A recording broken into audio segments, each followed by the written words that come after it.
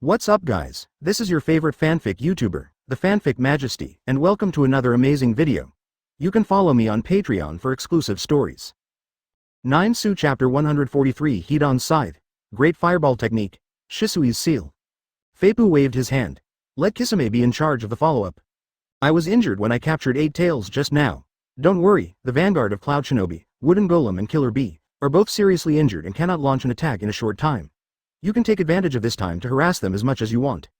The 2 Jinchuriki can't recover so quickly. At least before our leader arrives, the vanguard dare not act rashly. Ching asked cautiously, when will your leader arrive? Feipu touched his chin and thought for a while, and said, when you fight the most, our boss will show up. Once he comes, the battle will probably end soon. Seeing Feipu's evasive look, Ching felt that he couldn't ask more questions. Then Master Feipu, when will you leave? Feipu thought for a moment. I'll leave right away, but I have some news to share with you. When we fought 8 tails today, it was Uchiha Itachi who rescued 8 tails. Ching was a little confused when he heard it. Uchiha killed 8 tails? Feipu showed a look of disappointment. What are you thinking? Those guys outside saw it. Uchiha is our organization's spy arranged in Cloud Shinobi Village. Oh. Ching suddenly realized that it was no wonder that the Akatsuki Organization knew everything about the situation in Cloud Shinobi Village. They knew everything about the patrols and personnel arrangements of those strongholds. It turned out that the biggest helper in Cloud Shinobi Village was the Akatsuki Organization. How did you plant people there without revealing anything? Ching was full of admiration for the Akatsuki Organization. The spy was hidden right under their noses, and they didn't know it yet. They really have a way. Feipu sighed. Today they saw 8 tails injured and thought they had won. In fact, I couldn't hold on any longer. If we didn't retreat, we would all die there, so our spies took action. No one else knew that you went to Uchiha, right? Feipu asked in a pretentious manner. Ching patted his chest and assured. Don't worry, I didn't tell anyone when I went to Uchiha. Even Chojuro who was acting with you didn't know that you had anything to do with Uchiha. Only Mizukage and I know about your connection with Uchiha. Feipu nodded with satisfaction. Okay, don't talk too much outside, and remember to tell Teru 28 Meimei. Ching nodded vigorously. Feipu was really nice and told him such important information. Don't worry, Feipu, I will pretend not to know and will notify Mizukage. That's it, let's go. After saying that, Feipu led Ching out. Several people were still waiting outside, but Biwajuzo and Zabuza looked a little uneasy. Ching didn't beat around the bush and said directly, Master Mizukage is not here for the time being, but he has already given you instructions. Master Mizukage said that the things that happened in the Blood Mist Village in the past have nothing to do with you now. As long as you are willing to return to Mist Shinobi, the past will be written off. Biwajuzo and Zabuza felt relieved. As for you, then. Sueiwi thought it had little to do with him. After all, he was not considered a defector, but missing at most. Mist Shinobi was in a mess at that time, and there were many missing people like him. Come with me. Ching called out. Sueiwi didn't understand, so she followed him out. Ching said to Shueiwi, you may not know how your brother died. To tell you the truth, you were the one who got him killed. Shueiwi had no expression on his face. I know.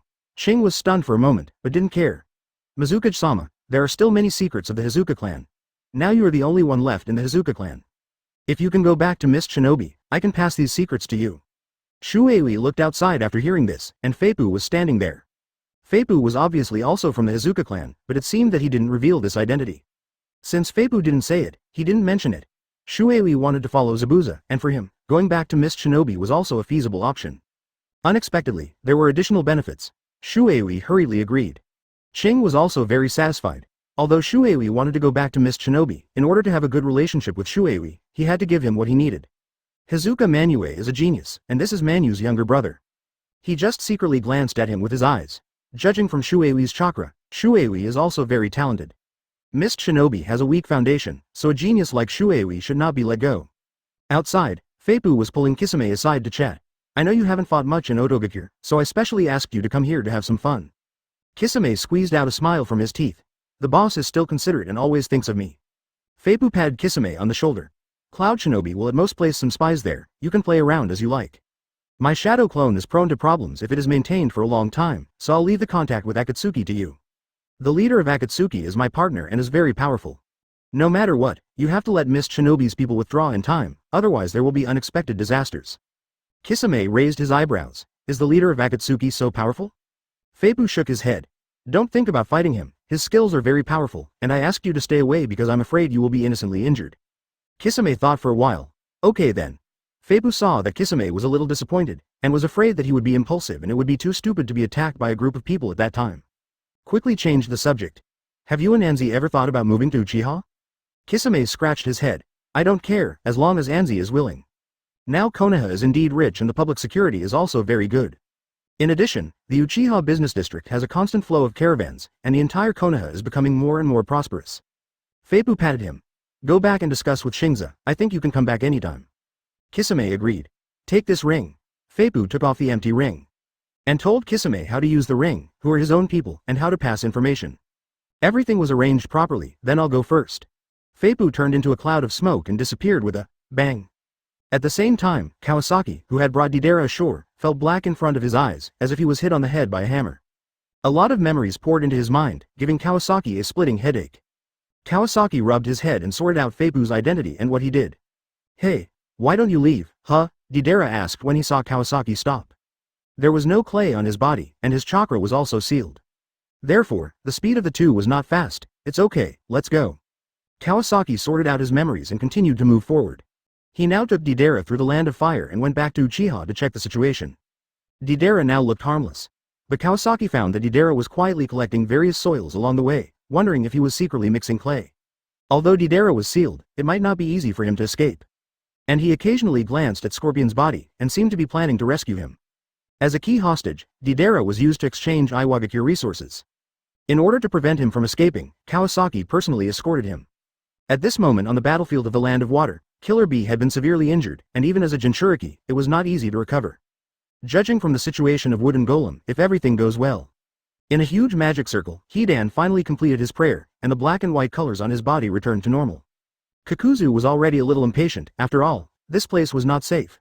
Okay, can we set off now? Hidan struggled to get up and pulled out the black spear from his chest. Ouch. Advertisement. The ritual is extremely sacred, and this time it was only half killed. It is fortunate that the Lord God did not punish him. Kakuzu was about to speak, and a lightning spear suddenly pierced his body. Kakuzu's face was stern, and he fell to the ground. Kakuzu. Hidan was horrified. Who are you? Two people wearing masks and cloaks appeared in front. The lightning spear just now came from one of them. Yayue and Shisui lifted their cloaks and opened Sharingan. Yayue rushed towards Hidan. Hidan had no impression of Yayue, but saw Sharingan and couldn't help but get angry. Uchiha. Shisui rushed towards Kakuzu and slashed at Kakuzu, who seemed to be dead.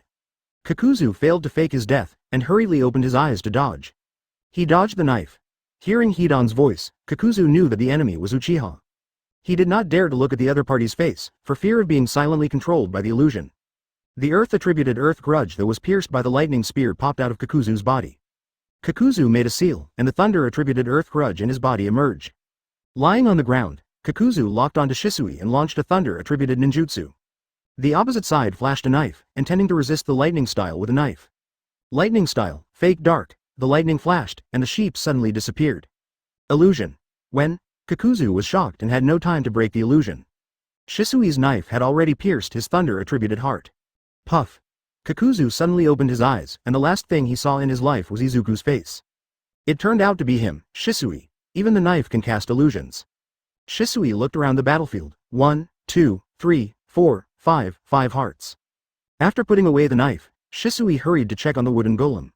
The wooden golem must not die, otherwise the follow-up will be very difficult. Without being noticed by Shisui, some of the resentment had already sneaked into the ground. A simple check showed that the wooden golem was seriously injured. Shisui had no idea what to do, and did not know the reason for Hidan's curse. He could only feed the wooden golem medicine, and with her Jinchuriki body, she should not die. On the other side, Yao was overwhelmingly suppressing Hidan. And Yayue knew that Hidan was immortal. Hidan exchanged injuries twice, but Yayue dodged them both. Damn it. Hidan gasped and hit Yayue hard. When he stepped back, he saw Kakuzu had been defeated. How could Kakuzu be defeated so quickly? Hidan was angry and anxious. At this time, the earth resentment on Kakuzu was suddenly pulled into the ground, and his body instantly shattered and dissipated. Shisui frowned and chased after him. Why was Kakuzu still alive when there were already 5 hearts on the ground? The earth resentment moved rapidly underground, and Shisui's instant body was no less slow, and the two quickly approached the coast. Zhao had already hidden the water-type earth resentment here in case of emergency. Although some of the earth resentment can be discarded, it will slow down Kakuzu's recovery. So Kakuzu pulled the earth resentment here. When they reached the seaside, there was fine sand everywhere, and the earth resentment rolled out of the sand and rushed into the sea. Shisui chased too closely and did not have time to reassemble his body.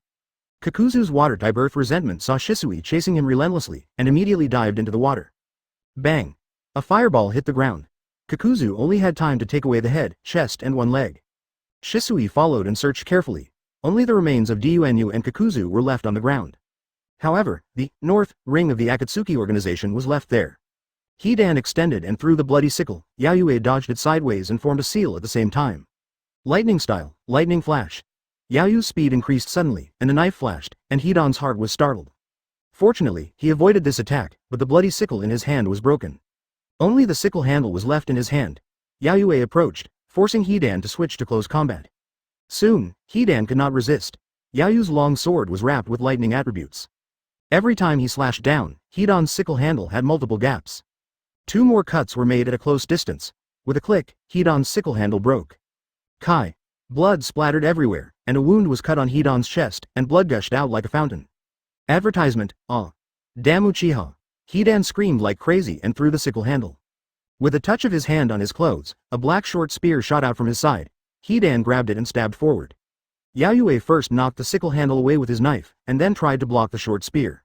Unexpectedly, the spear was retractable and the front end suddenly popped out. Yayue could only tilt his head and the spear passed by. Ha ha ha.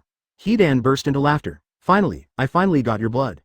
Yayue also grinned and slashed at Hidan with a knife. In order to retract the spear, Hidan blocked it with his arm. In an instant, his left hand flew away. Hidan groaned, the pain was unbearable. Taking this opportunity to retract the spear, he licked it and prepared to cast a spell. Recalling Kawasaki's teachings, interrupt the spell. Chasing Hidan relentlessly, Hidan stood on the ground, blood dripping, and was forced to flee before he could draw the array. As a result, Hidan continued to bleed and could not complete the array. Hidan was furious. I will offer you to the evil god. Hidan fled, and 513 Yu followed closely. Every time Yayue swung his knife, Hidan's body was covered with a deep and long scar. His internal organs were all cut, but Hidan could still move. But Hidan's speed slowed down as he continued to bleed. It hurts. Damn it, Hidan was almost unconscious. Seeing that the new array was difficult to form, he turned his attention to the complete array used to curse the wooden golem before. Hidan's eyes lit up, and he rushed to the array, as long as he entered the array. Lightning style, thundergun. Bang! A bolt of lightning struck Hidan directly, hitting the array and smashing the ground where the array was drawn. Hidan rushed forward, but the array had failed. He flew into the air and met Shisui, who had just returned. Shisui's eyes met Hidan's. Boom! Hidan rolled his eyes and fell to the ground immediately. Yayue followed closely. This guy can really run. Fortunately you were here, Shisui. Shisui shook his head. Wooden golem is seriously injured. We are not good at medical ninjutsu. We have to send her back to Cloud Shinobi Village quickly. Yayue kicked Hidan with his foot. The clan leader said that this guy can't be killed. What should we do? Shisui thought for a while and said, Senior suggested trying fire style first. Yayue swung his long sword 10 times and cut off Hidan's neck. The intense pain made Hidan suddenly open his eyes. It hurts. Damn Uchiha. I am immortal, you can't kill me. The evil god will. Yayue stabbed Hidan's mouth with a knife, making him only make a whimpering sound. Shisui has completed the seal. Fire style, great fireball technique. Yayue lifted up Hidan's head and the flames instantly engulfed it. Hidan's head trembled violently, and a vague cry came out of his mouth. After a few breaths, the fireball went out, and Hidan's head became charred. Yayue swung his sword. Is he dead? Hidan suddenly opened his eyes, full of madness and hatred. Shisui took a closer look. Only the hair was burnt, and his body seemed to be protected by some kind of power. Things that cannot be burned. Yayue was in a dilemma. What should we do with this guy? Shisui took out a storage scroll and unfolded it. At Shisui's signal, Yayue put Hidan's head on it. Drawing out the sword, a lot of bloodline and minced meat came out. Hidan was still cursing incoherently, with a hideous look on his face. Seal. Bang. Smoke rose, but Hidan remained where he was. Shisui frowned, turned around and saw Hidan staring at him fiercely, and Shisui's Sharingan began to rotate. Hidan's eyes rolled up and there was no movement. Shisui tried again. Seal. With a bang, Hidan was finally sealed in. Next to him was Hidan's body, which was also sealed in the storage scroll by Shisui. Yayue asked curiously, Shisui, what are you going to do with him? Shisui put away the scroll and said, let's talk about it later. Let's check separately to see if there are still people alive in Cloud Shinobi Village. Yayue nodded and looked around, and found that everyone else in Cloud Shinobi Village had died. One of them had a big hole in his chest. Advertisement Chapter 144 Taboo Technique. Jisei Reincarnation. Kawasaki's Harvest. Shisui saw this Cloud Shinobi Village ninja with a hole in his chest. He roughly understood why Kakuzu didn't die even though he lost 5 hearts. Yayue carried the wooden golem on his back. He and Shisui quickly left the scene. Shisui and Itachi returned to the Cloud Shinobi village base almost at the same time. Cloud Shinobi village was in chaos. The two Jinchuriki were fine when they left, but they were both seriously injured when they came back. More than 20 Cloud Shinobi village ninjas taken away by the wooden golem were wiped out. Her injuries couldn't be seen from the outside, but Killer Bee's injuries were serious. There were many punctures all over his body. If he wasn't a Jinchuriki, he would have been on the verge of death. She led the medical team to carry the two down and give them emergency treatment. Samui asked about the situation. How could this happen? What kind of enemies did the two adults encounter? Shisui replied. Two members of the Akatsuki Organization were from Wooden Golem. One of them was the famous bounty hunter Kakuzu, but unfortunately he escaped. The other one is unknown and has been killed by us. When we arrived, Wooden Golem was seriously injured. We will ask her for details when she wakes up. Samui nodded anxiously and turned to Itachi. Itachi added, Killer Bee also encountered members of the Akatsuki Organization. When I arrived, there were 5 people on the other side. They didn't fight with me and retreated directly. In order to bring Killer Bee back, I didn't chase them. Samui said gratefully. Thanks to you, otherwise the two Jinchuriki adults might be in danger. Shisui and Itachi responded modestly, only Yayue looked proud. It turns out that our Uchiha is the most powerful. Fortunately, Yayue didn't say it out loud. Shisui thought for a moment. Under the current situation, Cloud Shinobi village had better stay put, otherwise it may be conquered one by one. Yayue continued. As long as the people of Cloud Shinobi village do not run around, we Uchiha guarantee that no Kirigakure or Akatsuki will threaten you before Wooden Golem and Killer Bee wake up. Samui nodded in agreement. In this case, I can only trouble you. Samui secretly thanked for the Uchiha family, otherwise the situation would be tricky. Uchiha clan land. After a few days of running around, Kawasaki returned to the Uchiha clan. First, Deidara was handed over to Keeming and placed under house arrest. Then the shadow clone in the clan was released. Fortunately, Kawasaki had explained before that there was no need to look for him if there was no important business in the near future. So the disappearance of Shadow Clone did not bring too much burden to Kawasaki. Kawasaki knew that Onoki was impatient, so he immediately wrote a letter to Onoki to meet at the border of the land of Earth in 7 days. He has already captured Deidara. Kawasaki did not mention what he wanted in the letter, only that it would be discussed in person. He chose 7 days later because he had agreed in advance that Sanagyure's people would come to pick up the Red Sand Scorpion at that time. Kawasaki knew the importance of the third Kage's remains and the Red Sand Scorpion to Sanagyure. He did not expect that Sanagyure would attach so much importance to it that he would arrive on the 3rd day. The visitor was Granny Chiyo. Kawasaki invited Chiyo to enter the meeting room without greeting. He took out the storage scroll directly. Granny Chiyo, this is a puppet made of your third Kage. Kawasaki opened the scroll. With a bang, the third Kage appeared with burn marks after the battle. Chiyo looked solemn, waved her hands, and invisible chakra threads flew out. The third Kage, who was lying on the ground, moved with a click. When he stood up, a large amount of iron sand was scattered around his body. These iron sands slowly floated up under the effect of the third Kage's puppet's chakra. Finally, they formed various shapes in front of him. Chiyo closed her eyes, and when she opened them again, her eyes became deeper. Yes, Chief Kawasaki, this is indeed the remains of the third Kage. Chiyo manipulated the third Kage to retrieve all the iron sand. Then it fell down. Chiyo took a storage scroll and put the third Kage into it. Chiyo looked around, as if she was looking for something, but there were only her and Kawasaki in the meeting room. Kawasaki shook his head. Is Grandma Chiyo looking for Scorpion? As he said that, he took out the cylindrical body with the word Scorpion engraved on it that he carried with him. A flash of surprise flashed across Grandma Chiyo's eyes. Could this be? Kawasaki sighed and confirmed. Yes, he is your grandson, Scorpion of the Red Sand. Grandma Chiyo's eyes turned from surprise to loss. So that's the case, has he come this far? Grandma Chiyo took out a storage scroll from her arms, unsealed it, and 2 puppets came out in response. The puppets looked like a man and a woman. Kawasaki understood that this should be the image of Scorpion's parents made by hand. Although the materials on the puppets are old, they are well maintained, which shows that a lot of effort has been put into them. At the same time, Kawasaki started to remove the seal of Scorpion, and Scorpion's body instantly burst out a burst of chakra. Advertisement his body suddenly flew into the air and flew towards the father and mother puppets. The male puppet's head squeaked, and suddenly said, Old woman. Why do you still keep this puppet? The words of the Red Sand Scorpion made Chiyo's eyes even darker. Chiyo did not answer, but said to Kawasaki, Please ask the Chief Kawasaki to reseal him, I want to take him home. Kawasaki did not intend to interfere with the treatment of the Red Sand Scorpion, and pressed one hand on the body of the Scorpion. The puppet controlled by Scorpion kept muttering, Uchi. Bo, I will never give up. Then, the puppet's head fell down and the whole body collapsed to the ground. Chiyo silently picked up the 2 puppets. Then, she wrapped Scorpion's body. Ding! Congratulations to the host for greatly changing Chiyo's life trajectory. Congratulations to the host for obtaining Jisei reincarnation times 1. Kawasaki's heart moved. Before he learned this technique, he actually had a chance to use it once. At this time, Chiyo took out a large scroll. Chief Kawasaki, this is the secret scroll of Jisei reincarnation. Chiyo said slightly tiredly. Kawasaki took it and took a quick glance. It was obvious that it was very complicated. It was difficult to practice. Kawasaki was not worried that Senagakure would deceive him. After all, he could capture Scorpion alive, so his strength should not be ignored. But he still needed to verify the resurrection conditions and basis of this technique with Chiyo himself. After all, no one was more authoritative than Chiyo, the creator. At this moment, Chiyo had adjusted her mood, and her appearance did not show the sadness just now.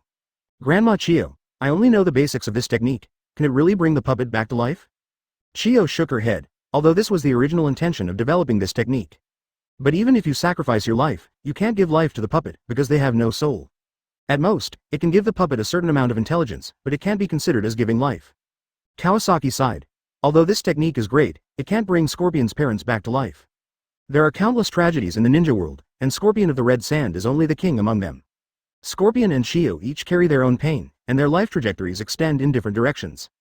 Kawasaki sighed for a moment, and then asked Chiyo in detail about everything about Kisei reincarnation. Kawasaki is very efficient. He caught Scorpion and brought him back, and even brought back a puppet made from the remains of the third cage. Chiyo explained the details of Kisei reincarnation to Kawasaki clearly. Kisei reincarnation uses all of its own chakra as a medium to transfer vitality to the recipient.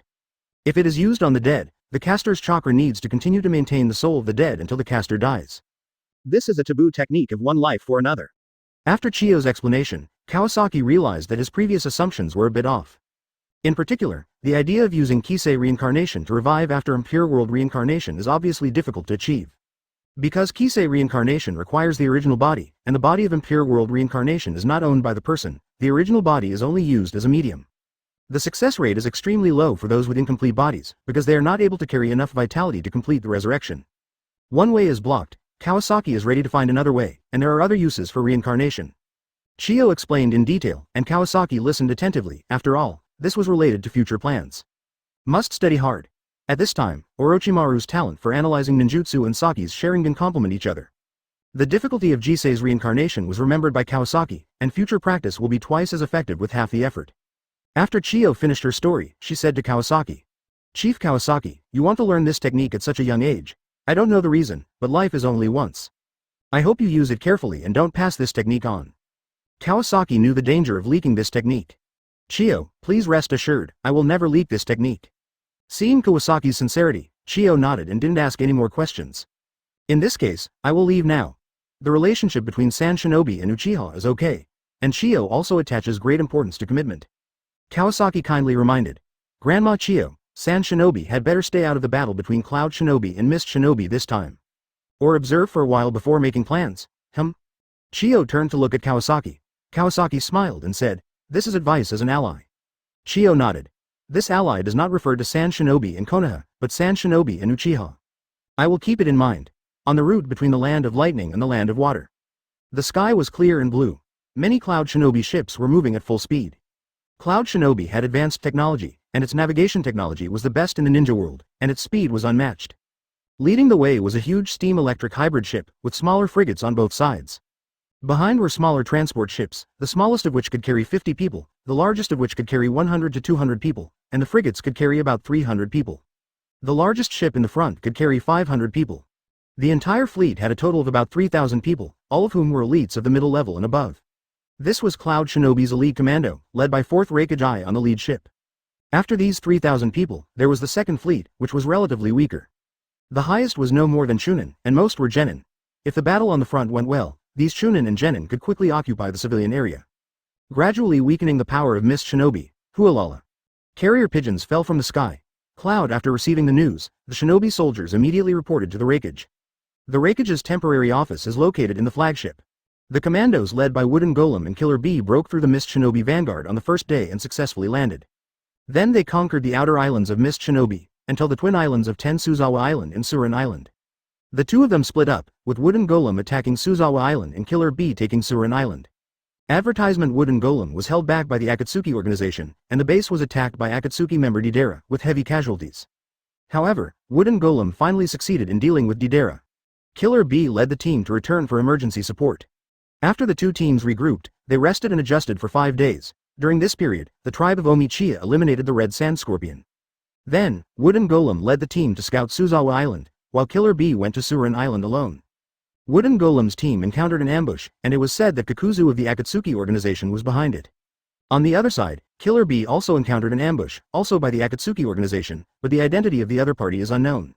Wooden Golem was severely injured by an unknown force and is now in a coma. After treatment, he is no longer in danger of death. Killer BB had multiple piercing wounds and was in a serious condition, but he has woken up now. The two adults were saved by the Uchiha clan members. At present, all our personnel are stationed at the base on Suzawa Island, waiting for our support. The Raikage clenched his fists when he learned that Killer B was seriously injured, but he was relieved when he heard that Killer B had woken up. Sending two Jinchuriki as pioneers was a risky move, and the purpose was to seize the initiative. Although the two landed on the island smoothly, but they did not expect that the Akatsuki Organization invited by Mist Shinobi was so powerful. If the Uchiha were not there, the loss of Cloud Shinobi village would be great. As long as Jinchuriki is not dead, injuries are not a big problem. Jinchuriki has extraordinary recovery ability. Once conscious, they will recover soon. Knowing that Killer B has woken up, the stone in Raikage's heart fell to the ground. It doesn't matter if the Twin Islands cannot be captured, although it will be more troublesome in the future. Ai doesn't want his brother to take risks again. Raikage said to Mabui, "Send a message to Killer B, tell them to hold the base and not to attack without authorization. In addition, convey my gratitude to the Uchiha clan. We have been away from the port for 8 days. The news may have been leaked. Order to closely monitor Rock Shinobi and Konoha, and report any unusual movements immediately." Yes, just as Raikage expected, after the Cloud Shinobi army sailed on the sea for 8 days. The news finally spread, and the whole ninja world was shocked. Some small countries and small ninja villages were particularly panicked because the scale of Cloud Shinobi's operation was huge, and at least 5,000 troops were taken away. The two Jinchuriki, together with Raikage Ai, all went to Mist Shinobi. This means that Cloud Shinobi may intend to destroy Mist Shinobi and seize the Land of Water.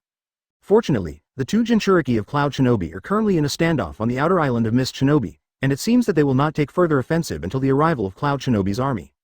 According to the time calculation, Cloud Shinobi's fleet should have sailed halfway. On the one hand, Onoki ordered his subordinates to prepare for war, and on the other hand, he sent an envoy to contact Uchiha Kawasaki. Sand Shinobi also planned to prepare for war in secret, but after Chiyo delivered Kawasaki's message, Rasa thought again and again, suspended the action, and only sent a large number of spies. Konoha also recalled some elites who were out on missions. For a time, the entire ninja world was in turmoil, waiting for the first battle after Cloud Shinobi arrived at Unagakure. Zetsu was still lurking at a depth of 200 meters, but due to the water pressure, he had few opportunities to go out and explore. After a few days of observation, he had a certain understanding of the large magic circle set up by Mist Shinobi underwater. This magic circle can break the water pressure balance at the bottom of the sea, note how, and destructive waves will be generated on the sea surface. That is to say, it will trigger a tsunami. It seems that 5th Mizukage Terumi Mei is not simple. I wonder how much damage will be caused to Cloud Shinobi's ship. Due to the water pressure underwater, the perception is severely limited. This allows Zetsu to easily spy on information next to Terumi Mei without being noticed. However, Terumi Mei has been focusing on the underwater magic circle these days, and there is no important information. When Zetsu was about to evacuate, Ching appeared. Fortunately, Ching was not used to opening the Baikugan all the time, otherwise Zetsu would be exposed. Mizukage-sama, Mr. Feipu has helped us to call back several talents from Mist Shinobi. Who are they? Terumi Mei looked tired, with dark circles under her eyes. But she was still refreshed when she heard that talents were called back. Ching reported, Biwajuzo, Momochi Zabuza, and Manzuki Hazuka's younger brother, Suigetsu Hazuka. Terumi Mei's eyes lit up. Great, where did Mr. Feipu call them back? Ching said helplessly. All 3 of them are from Akatsuki. Terumi Mei was stunned. Zetsu, who was lurking underground, was also surprised. What happened? Feipu poached people from Akatsuki for Mist Shinobi? Ching's next words shocked Zetsu. Uchiha sent Itachi and Shisui to the front line to assist Cloud Shinobi. In fact, they are both spies of Feipu. Zetsu's mind was shocked, and he accidentally leaped a trace of breath, which was immediately captured by Ching. Ching's eyes lit up. Who is it? I saw a humanoid chakra escaping, so fast that it was impossible to catch up. Master Mizukage, we are being monitored. Terumi Mei's heart sank. How long has she been monitored? How much information has the other party stolen? Which force is it? 200 meters deep under the sea. Terumi Mei's face was grim. I don't know which force it is, but we must activate the magic circle immediately. Ching was a little unwilling. Master Mizukage, launching a huge wave now will not completely destroy the Cloud Shinobi fleet. Terumi Mei shook her head. We can't take risks. If the other party is a spy of Cloud Shinobi, once they are prepared, all our preparations will be in vain. Chapter 145 Orochimaru, Kawasaki's distinguished heavenly gods, the powerful Uchiha? Ching gritted his teeth and nodded, then I will go down to deploy. Terumi Mei looked into the distance, and that was where Cloud Shinobi came from. Cloud Shinobi, you were lucky. Terumi Mei made up her mind and immediately summoned the detection team. When will the Cloud Shinobi fleet arrive here? The leader of the detection team was Bidu, an elite Jonin. He swam closer and said, reporting to Master Mizukage, there are still 100 miles to reach the best position. Terumi Mei frowned. Prepare to dive and launch a huge wave in advance. Bidu was shocked. Master Mizukage, the damage to Cloud Shinobi in that position is minimal, at most a few ships will be destroyed, it's not worth the loss. Terumi Mei shook her head. The information has been leaked, and the formation will be activated immediately. Bido knew that if the information was leaked, all their efforts during this period would be in vain. Bido angrily promised. Yes, soon, the order was issued to the entire army. The Mist Shinobi under the deep sea received the order and headed for a safe place. A few elites began to inject chakra into the giant magic circle. Nearby aquatic creatures fled frantically.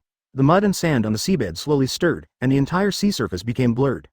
Terumi Mei surfaced, stepped on the water, and stared ahead. At this moment, the sky was clear and visibility was extremely high. The magic circle on the seabed has been fully activated, and a faint light is visible on the seabed, and the water pressure is constantly changing. All Mist Shinobi took this opportunity to evacuate. One by one, the Mist Shinobi personnel swam out of the water and stood on the sea surface. Everyone looked tired, and most of the chakra had been injected into the formation. If an enemy appeared at this time, they would be prey on the table. However, gathering so many mist the formation activated by the shinobi members had a pretty good effect. The water in the sea ahead seemed to have been poured with a coagulant, slowly becoming viscous, and the surrounding seabirds all avoided it far away. It felt like something terrible was about to happen. The sea surface ahead began to fluctuate slowly, and as the underwater formation was activated, the fluctuations became more and more violent. Suddenly, it seemed as if a hole had opened up on the bottom of the sea, and the sea surface ahead suddenly sank. The entire sea surface was shaking, and the waves were bulging one after another as the seawater rolled. Then the sea surface seemed to be pushed back and forth by an invisible big hand. Gradually, bigger and more violent waves were formed. The deafening roar was clearly heard by the Mist Shinobi. It made everyone dizzy and their chests stuffy. Terumi Mei and the other Mist Shinobi had to retreat one after another. The sea surface was shaking, and the figures of the hidden people also rose and fell with it. Looking at the 50-meter-high waves formed in the distance, all the Mist Shinobi were all shocked. The waves were not just one, but one after another, surging forward continuously. The 220 miles was exactly the direction of the Cloud Shinobi fleet. The Cloud Shinobi ships were breaking through the waves. The Cloud Shinobi fleet on the sea relied on telescopes, summoning beasts, and reconnaissance ninjutsu to observe the sea ahead. They had been sailing safely on the sea for 9 days. There were no winds or waves on the way, so everyone was more relaxed. And today the weather was clear, the sky was clear, and the visibility was excellent, so naturally they felt that there would be no danger. Suddenly, a series of eagle cries sounded, and the Cloud Shinobi reconnaissance team felt nervous. The reconnaissance team rushed to the Raikage's office to report. Master Raikage, there is a tsunami on the sea ahead. The waves are more than 20 meters high and are rapidly approaching our fleet. Raikage was shocked. This sea area is only a few hundred meters deep and there are no volcanoes. How could there be a tsunami? Give an order, abandon the ship immediately, stay away from the ship. The speed of the ship is definitely not faster than that of the Jonin. By the time the ship is out of the tsunami range, the waves have already hit it. The Cloud Shinobi who received the order were like a hornet's nest that had been poked. Everyone began to jump off the ship and stay away from the ship. But the speed of the waves was so fast, from the moment the summoning beast discovered the wave head to the moment the wave hit the Cloud Shinobi fleet. In just 2 minutes, some people had evacuated from the ship, while others had just received the order. Boom! A deafening sound came. Under the violent vibration of the sea surface, the Cloud Shinobi ship was like a child's toy, first thrown high. Then the huge waves rolled in and directly hit the Cloud Shinobi ship into the sea. The hull was instantly broken. In the face of such a huge wave, the Cloud Shinobi had no ninjutsu to resist. The movie can only protect a few people.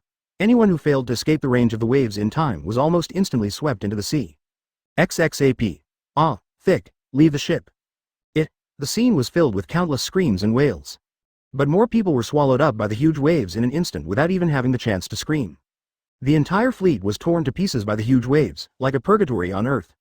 The Cloud Shinobi who moved faster to leave the fleet stepped on the undulating sea surface, and the churning sea water made everyone soaked. The violent waves rolled under the sea surface, and some people couldn't even stand steadily. Advertisement: they could only quickly move away from the ship in the range of the waves. The sea surface was full of dangers, and the seabed was equally dangerous. When the waves hit the ship into the sea, a huge uzumaki would form on the seabed. The ups and downs of the sea water pressure can directly make people lose consciousness, and the chakra will be messed up. No matter how strong you are, you can only run for your life. Waves came one after another, and Cloud Shinobi's electric boat made of steel, Seiya, was not immune. The metal on the boat was like plasticine, twisted into various shapes. Those with strength above special Jonin were relatively safe. Those below Chunin, as long as the boat moved slightly forward, were basically in danger of being swept into the sea.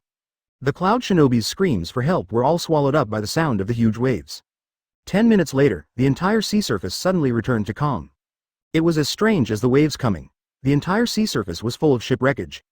There were also many injured Cloud Shinobi. The wreckage stood on the sea, looking at the damaged fleet. His face was livid, and his eyes were burning with anger. He could see at a glance that this tsunami was man-made. Otherwise, in such a sea area and weather, there would be no tsunami at all. And the tsunami stopped suddenly in such a short time. But what he didn't know was that Mist Shinobi launched the tsunami in advance. Otherwise, the loss will be even greater when Cloud Shinobi arrives at the designated location. Wreckage estimated that their 3,000-man advance team lost about one-third of their ships. Now all Cloud Shinobi are in the rescue. The death toll has not been counted. It is estimated that there are also many injured. Mist Shinobi, I really underestimated you. Wreckage gritted his teeth. Mabui has been with him all the time, so it's not a big deal. Send a message to Killer B, we have been attacked, and the expected landing time will be postponed for 3 days. Tell him to defend the base on Suzawa Island and not to attack without authorization before I arrive. Yes. Mist Shinobi will definitely take the opportunity to attack the base. Killer B and Wooden Golem's injuries have not healed yet. It's a bit dangerous now. Wreckage pondered for a moment. Mabui, I will support first, and your fleet will follow up. Mabui's face changed. Lord Wreckage, isn't this too risky? With Wreckage's speed, he can indeed provide support quickly, but she and Darui have been sent to the outpost, and Wreckage has no guards around him. What if something goes wrong when he is on the road alone? Wreckage waved his hand. The situation on the front line is very critical, and only if I arrive in Tianfeng in advance can the pressure be relieved. With my speed, it's not easy to trap me, it's decided. Mabui also knew that this was a helpless move. Well, Lord Wreckage, please be careful on the road. I will command the fleet to catch up as soon as possible. On the sea near Cloud Shinobi's fleet, a yin-yang face wrapped in an aloe leaf emerged from the water. It was Ju. After Mist Shinobi decided to activate the formation, Ju did not flee from here. He used Mayfly technique to sneak here, just to see how powerful the formation was. He came here and witnessed the whole process of this man-made tsunami with his own eyes. Mist Shinobi's formation is really good. If Cloud Shinobi moves a little further, I'm afraid he will lose half of his men, haha. White Zetsu cheered happily. Black Zetsu said in a low voice. Who is this Feipu? Why is he related to Uchiha and is he a wall of the organization? White Zetsu snorted. Feipu must be Nagato's man. Black Zetsu shook his head. Then why did he send the people of the organization back to Mist Shinobi? Black Zetsu pondered for a long time. There are two possibilities. One is that Feipu himself is a ghost planted by Mist Shinobi in the organization, and then he teamed up with Uchiha to plot against Cloud Shinobi. Seeing that there were people from Mist Shinobi in the organization, he recalled them. The second is that Feipu himself planned this move. Only these two possibilities can explain the ins and outs of all this. Kirigakure is obviously not that simple. Black Zetsu thought that Mist Shinobi was a flock of sheep to be slaughtered. Unexpectedly, Mist Shinobi set up a tsunami formation on the seabed, destroying one-third of Cloud Shinobi's ships in one fell swoop, and the casualties are estimated to be 700 to 800. If Feipu in the Akatsuki Organization is really a person deliberately planted by Mist Shinobi, it can only be said that Mist Shinobi still has a trick up his sleeve. As for how Feipu got in touch with the Uchiha family, and then used Uchiha to obtain information about Cloud Shinobi, and then used the power of the organization to deal with Cloud Shinobi, it is unknown whether this is Feipu's strategy or Mist Shinobi's arrangement. In the future, will Feipu use Uchiha to consume members of the organization? Ju felt mixed emotions and decided not to tell Nagato about this for the time being. At present, Mist Shinobi is weak, and Feipu is mostly covering up for one or two, which may cause Cloud Shinobi to suffer a greater loss. The current priority is to inform Obito of the whereabouts of Uchiha Itachi and Shisui. It would be best if Itachi and Shisui died here. The Uchiha are now too powerful, ever since Kawasaki appeared. The number of Mangekyō Sharingan in the clan has been made public, and there are several of them. Without the economic burden, the clan has shown explosive growth. The number of new Uchiha in the past few years is almost equal to the number in the past 20 years. If Uchiha is allowed to develop, the future will be full of uncertainties. Since there is an opportunity, Zetsu intends to weaken Uchiha. Go back to find Obito first. Determined, Zetsu uses Mayfly technique and disappears on the sea. The news that Cloud Shinobi's army is attacking Mist Shinobi spreads like wildfire, and the number of spies following them on the road increases day by day. Advertisement: the spies of various forces show their abilities. Some use flying animal ninja beasts to track, and some use aquatic animal ninja beasts to follow. With only one purpose, which is to monitor Cloud Shinobi's movements. The news that the Cloud Shinobi army encountered a tsunami spread quickly. People quickly guessed that this sudden and strange tsunami was caused by Mist Shinobi. Although it is unknown how Mist Shinobi achieved it, it was undoubtedly a blow to Cloud Shinobi, and its morale was greatly dampened. The Cloud Shinobi vanguard lost more than 700 people, and more than half of them were dead. In such a fierce tsunami, no one knew where the bodies were washed away. War inevitably involves casualties, but Cloud Shinobi lost hundreds of people before even seeing the enemy, which was a great loss of face. Although 1/3 of the ships were lost, the remaining ones could still carry these people, but they were crowded. After the tsunami, Cloud Shinobi became cautious. After reorganizing the fleet, they no longer moved forward collectively, but moved in batches, fearing that Mist Shinobi would have similar means. This change caused Cloud Shinobi's speed to drop sharply, and the advantage of seizing the initiative disappeared. If the Cloud Shinobi army has not conquered the Twin Islands by the time it reaches Mist Shinobi, Rock Shinobi will most likely take advantage of the situation and attack Cloud Shinobi's homeland. At that time, Cloud Shinobi will face tremendous pressure. But at this moment, Cloud Shinobi has already passed the halfway point and is approaching Mist Shinobi. Reikage decided to go to the island first. After all, there are 2 Jinchuriki on the island, it's worth a try. Next, it depends on whether Uchiha can stop Rock Shinobi from attacking. In the Hokage's office, "Old man, did you receive the news from Mist Shinobi?" Orochimaru walked in with high spirits, which was not common on weekdays. The third Hokage took a puff of cigarette and slowly exhaled. The smoke surrounded his face. "We have a lot of spies in Konoha over there, and the news came as soon as possible. All the major forces know about the movement on the sea. The closest person on the island is Ibiki, he is on a mission nearby, and should be able to land today." Orochimaru nodded, then laughed sinisterly. The Uchiha from Otogakure went to Shikoku Road.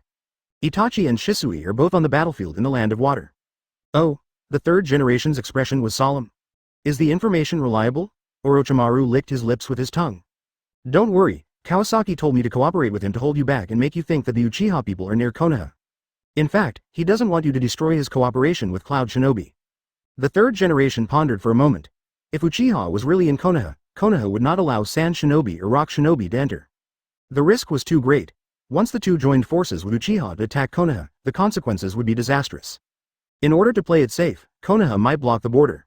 In this way, Rock Shinobi would temporarily be unable to go to the Mist Shinobi battlefield through the Land of Fire.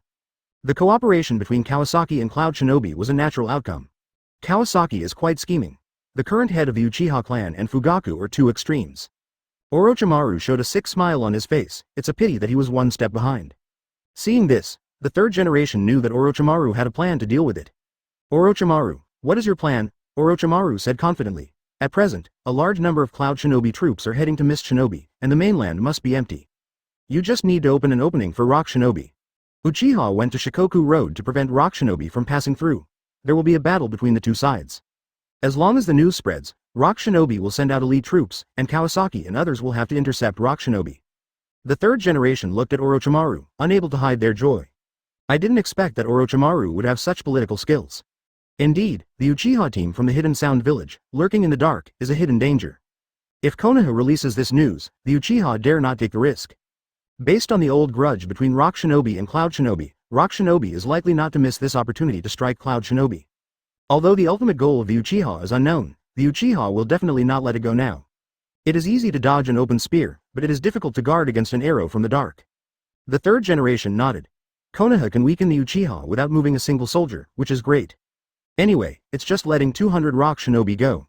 It seems that Kawasaki's use of distinguished heavenly gods to control Orochimaru is his biggest mistake. Thinking that Orochimaru has quietly given all the catering secrets that the Uchiha rely on to survive to the daimyo. The third generation nodded. Hokage was very happy. As long as the right time came, Konoha could confront Uchiha. "Don't worry, Orochimaru, I will inform Tsuchikage immediately." The third generation was more and more satisfied with Orochimaru. However, Orochimaru's next words made his face darken again. "Old man, I'll leave this matter to you. I'll go back to the laboratory first." Looking at Orochimaru's back, the third generation felt helpless. Orochimaru now only has revenge on the Uchiha family.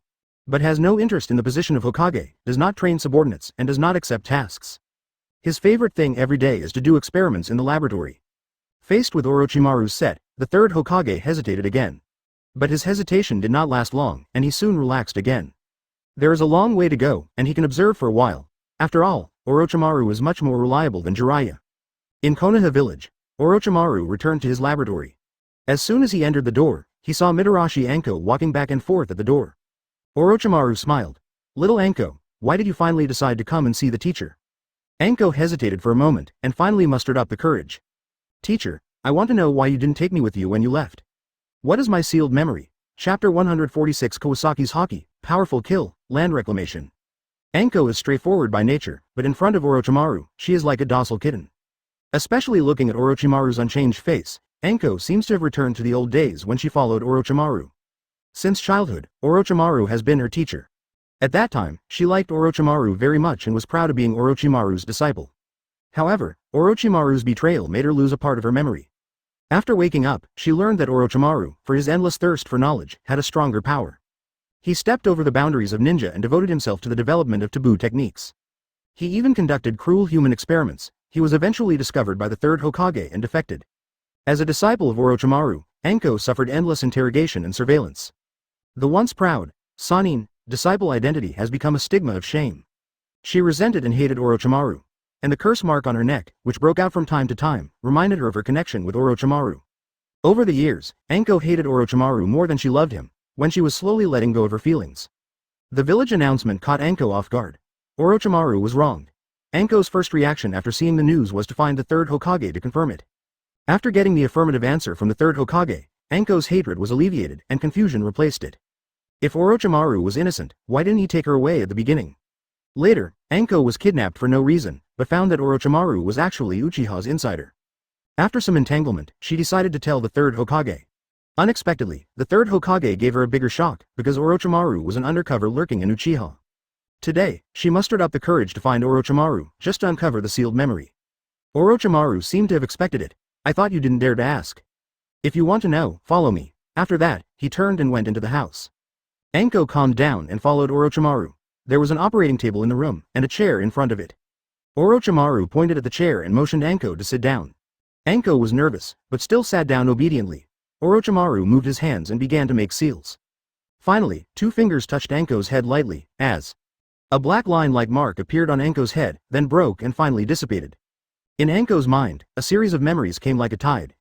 Taro Island, Jiro Island, Mother Island, Strange Island. At that time, Anko dreamed of becoming an excellent ninja like Orochimaru. But when Anko saw the half-human, half-fish monster in the fish tank, his heart was greatly shocked. In the face of his Orochimaru began to doubt, he was also cursed.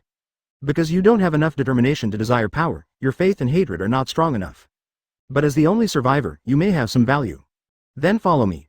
Orochimaru stretched out his hand, but Anko turned her head and refused. Orochimaru was not disappointed, and only said, then I will go to find a better child. After her memory was restored, Anko understood. She was not abandoned back then, but it was her own choice. However, hiding memories does not mean untying the knot. Remember it, little Anko. Orochimaru's hoarse voice brought Anko back to reality. Do you know why this memory was erased back then? Anko shook her head. There was indeed cruelty in her memory about human body modification, but the village vindicated Orochimaru, which made her very confused.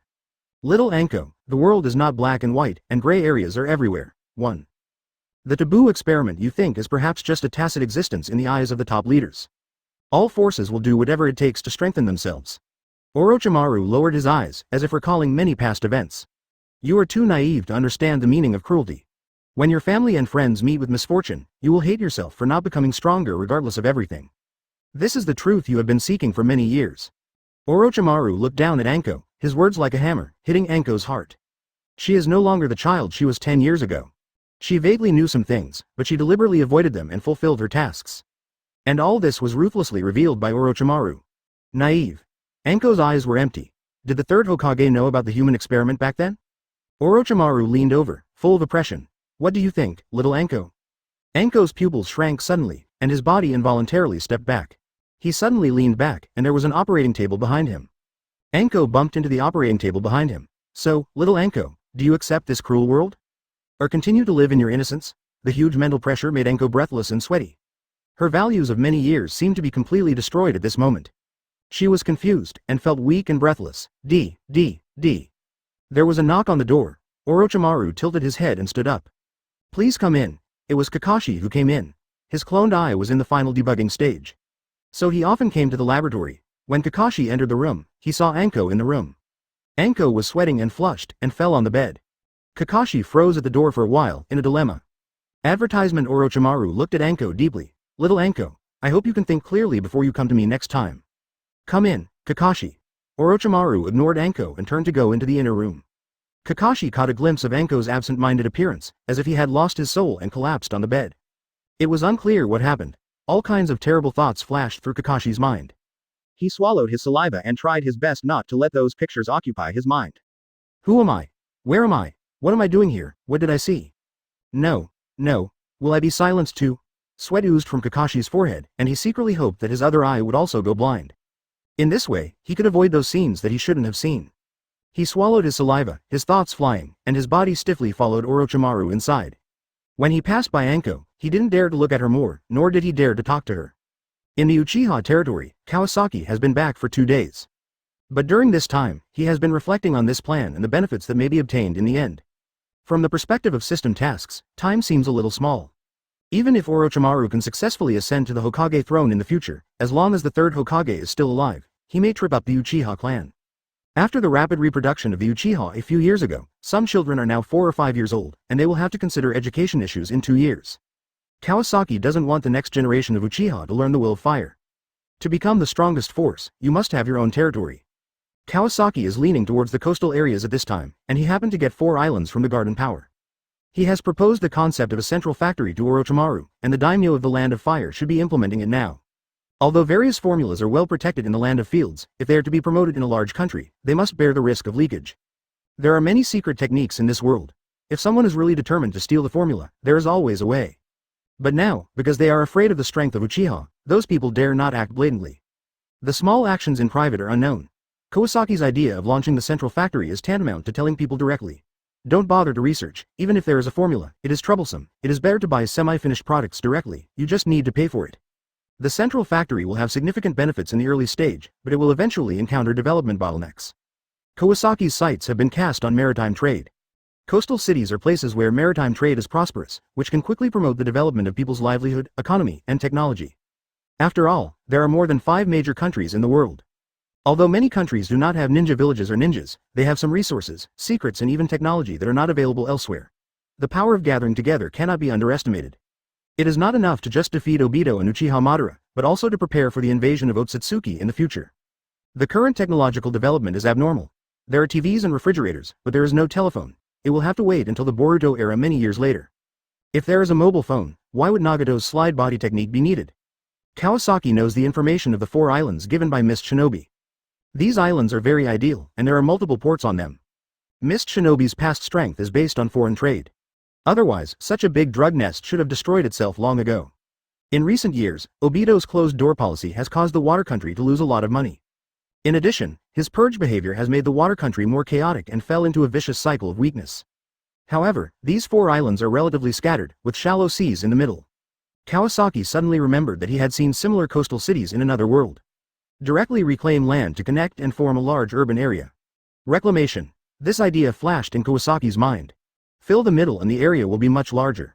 He carefully studied the map and found that the waters between these islands were not deep, and it might be solved with some materials. This world is quite convenient to reclaim land, and Iwagakure is an expert in this.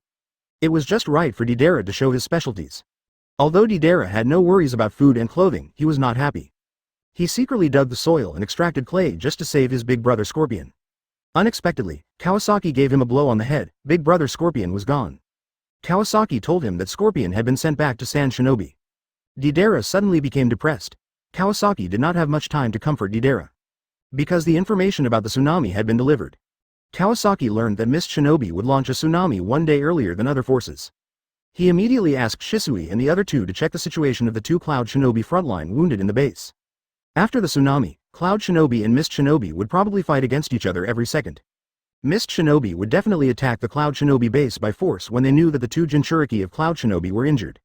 If Jinchuriki is killed before the Cloud Shinobi army arrives, it may change the direction of the battle between Cloud Shinobi and Mist Shinobi. Such a major tsunami event will soon be known to other ninja villages.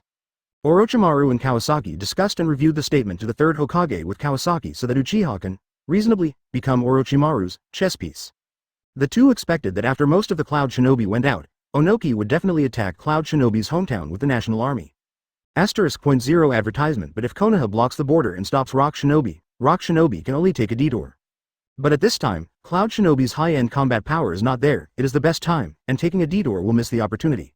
Therefore, as long as Konoha speaks, Rock Shinobi will definitely send people over. After all, the main force of Cloud Shinobi is already on the sea, and the rear must be empty. Such an opportunity, Onoki will not let go. It is estimated that he will bring his men with him when he meets Onoki this time. This is exactly what Kawasaki wanted, and the foreshadowing he had laid before has come into play. Kawasaki knocked on the table, and a tribe member came in immediately. "Chief, please give instructions. Call Iori here." Iori is responsible for the communication and breeding of the summoning beasts in the tribe. Soon, Iori arrived. Immediately send a message to the third elder Takuya, and let him lead the team to the border of Shikoku. Let them not hide their whereabouts, and let all the spies of all forces know the movements of our Uchiha. Yes. Iori took the order and left. Kawasaki's goal was to make Rock Shinobi take action, and Uchiha took a blocking posture, which would not only increase Orochimaru's credibility with the third Hokage, but also delay Rock Shinobi, allowing more Cloud Shinobi to join the battlefield and prevent a fire from starting behind Cloud Shinobi. But the premise is that Terumi Mei must not be allowed to catch the wooden golem or killer bee at this time. Kawasaki stood up and paced around the room. Terumi Mei was really good, and actually thought of the tsunami tactic. Now, not only was the support speed of Cloud Shinobi's large forces slower, but the news of the dispatch of the army also spread rapidly. The route chosen by Cloud Shinobi was the only shallow sea area with a depth of only about 200 meters. The sea depth is maintained at 200 meters, which can effectively avoid the attack of sea creatures. The ocean of this world is vast and boundless, and some unknown creatures live in the depths, and they are all the overlords of the ocean. On land, a Jonin might be able to subdue them, but in the sea, even if the individual is strong, it is difficult for ships to pass. The deeper the sea, the higher the probability of these creatures appearing. Therefore, the experience gained over the years with human lives has outlined some relatively safe sailing routes.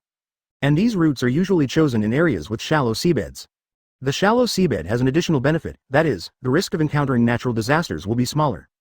After all, it is not easy to cross the vast ocean without a ship. Now, Kirigakure has taken advantage of this and calculated Cloud Shinobi Village in turn, giving Kirigakure an opportunity to turn the tables. After arranging Iori to pass the message, Kawasaki also set off with Deidara, who was secretly preparing the mud. "Hey, Kawasaki.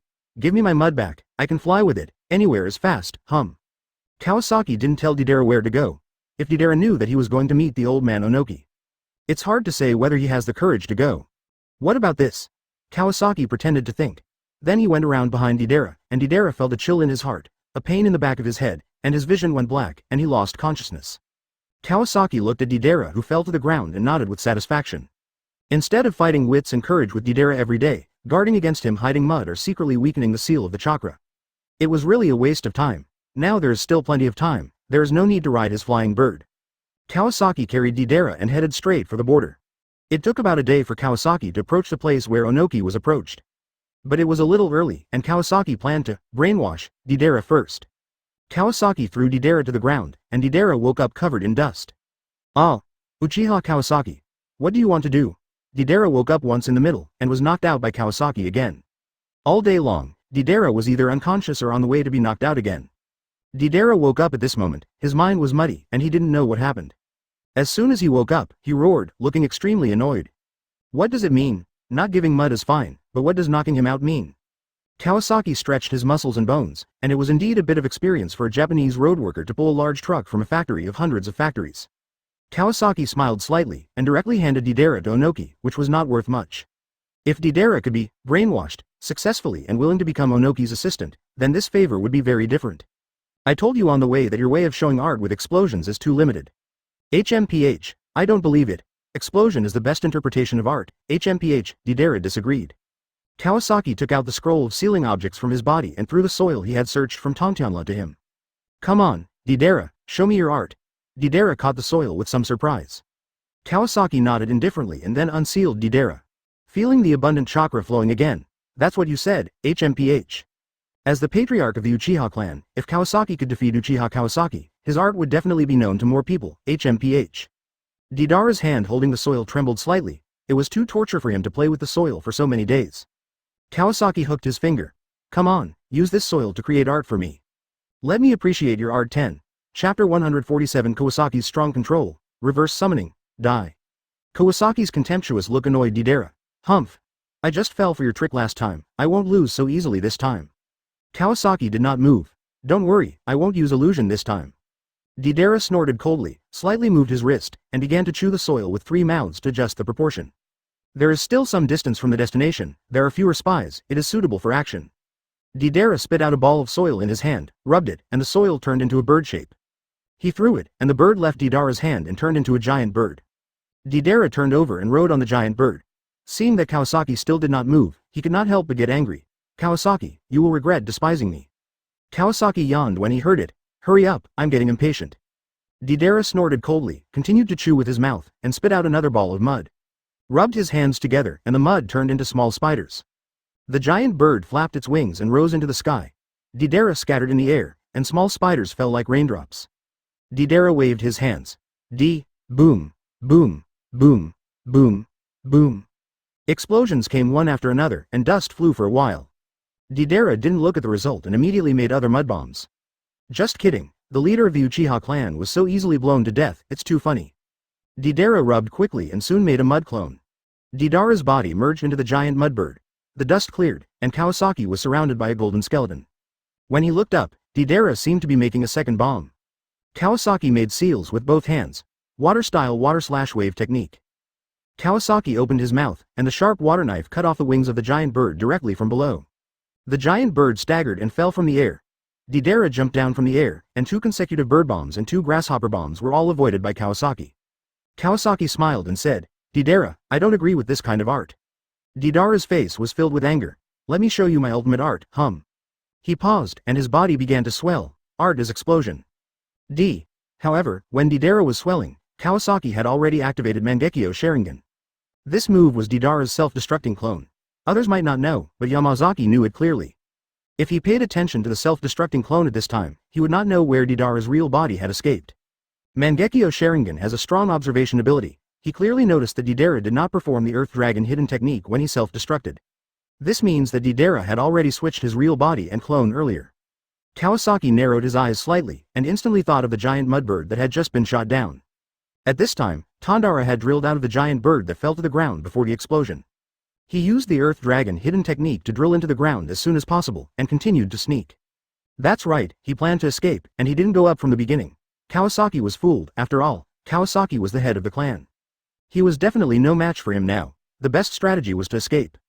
Although he didn't know why Kawasaki brought him out, it was definitely not a good thing.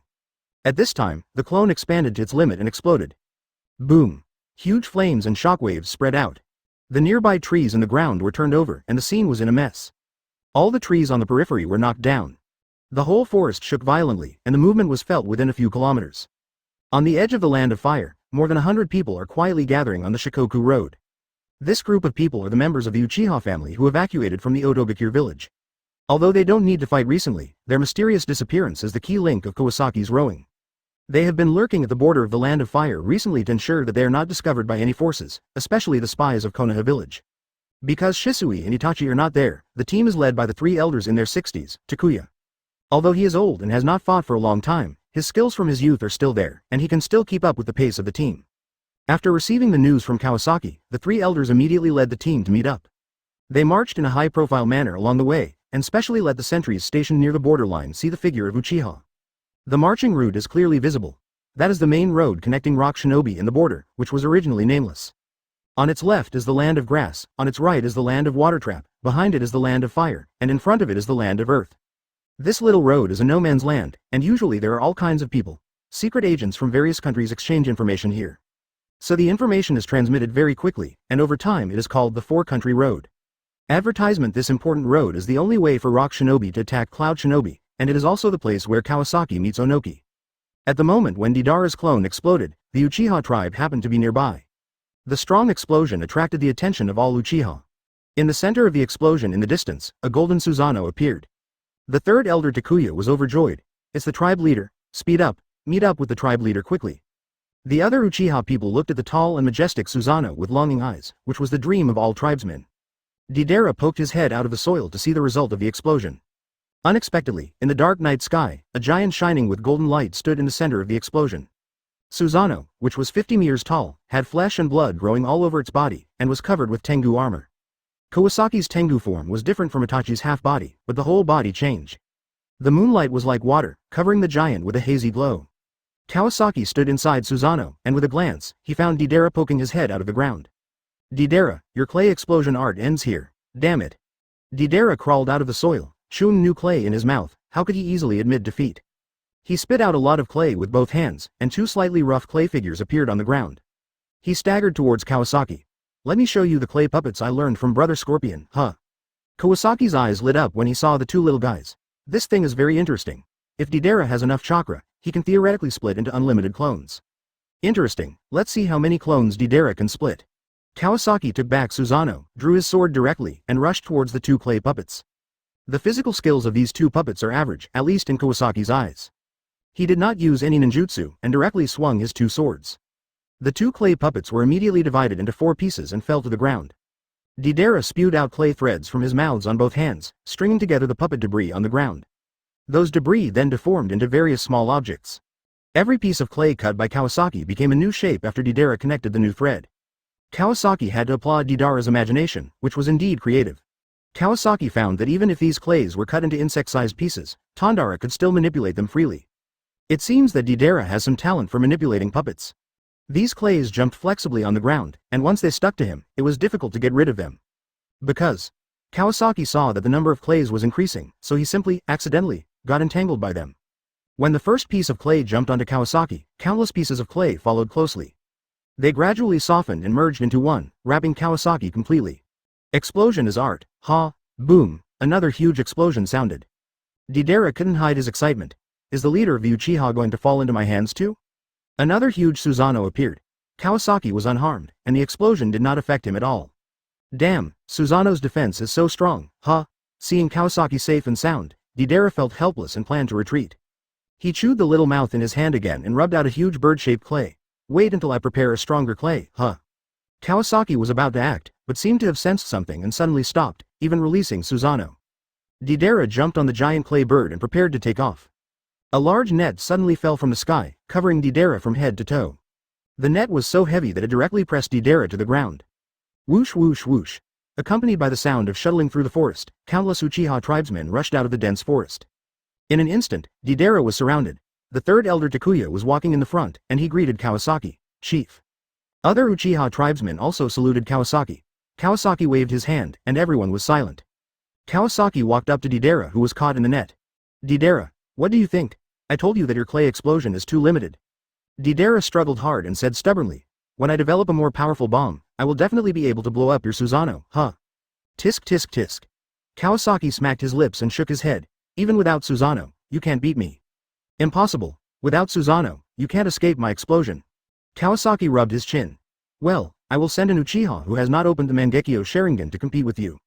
If you can't even beat him, you have to admit that your clay explosion is too limited. Do you want to try it?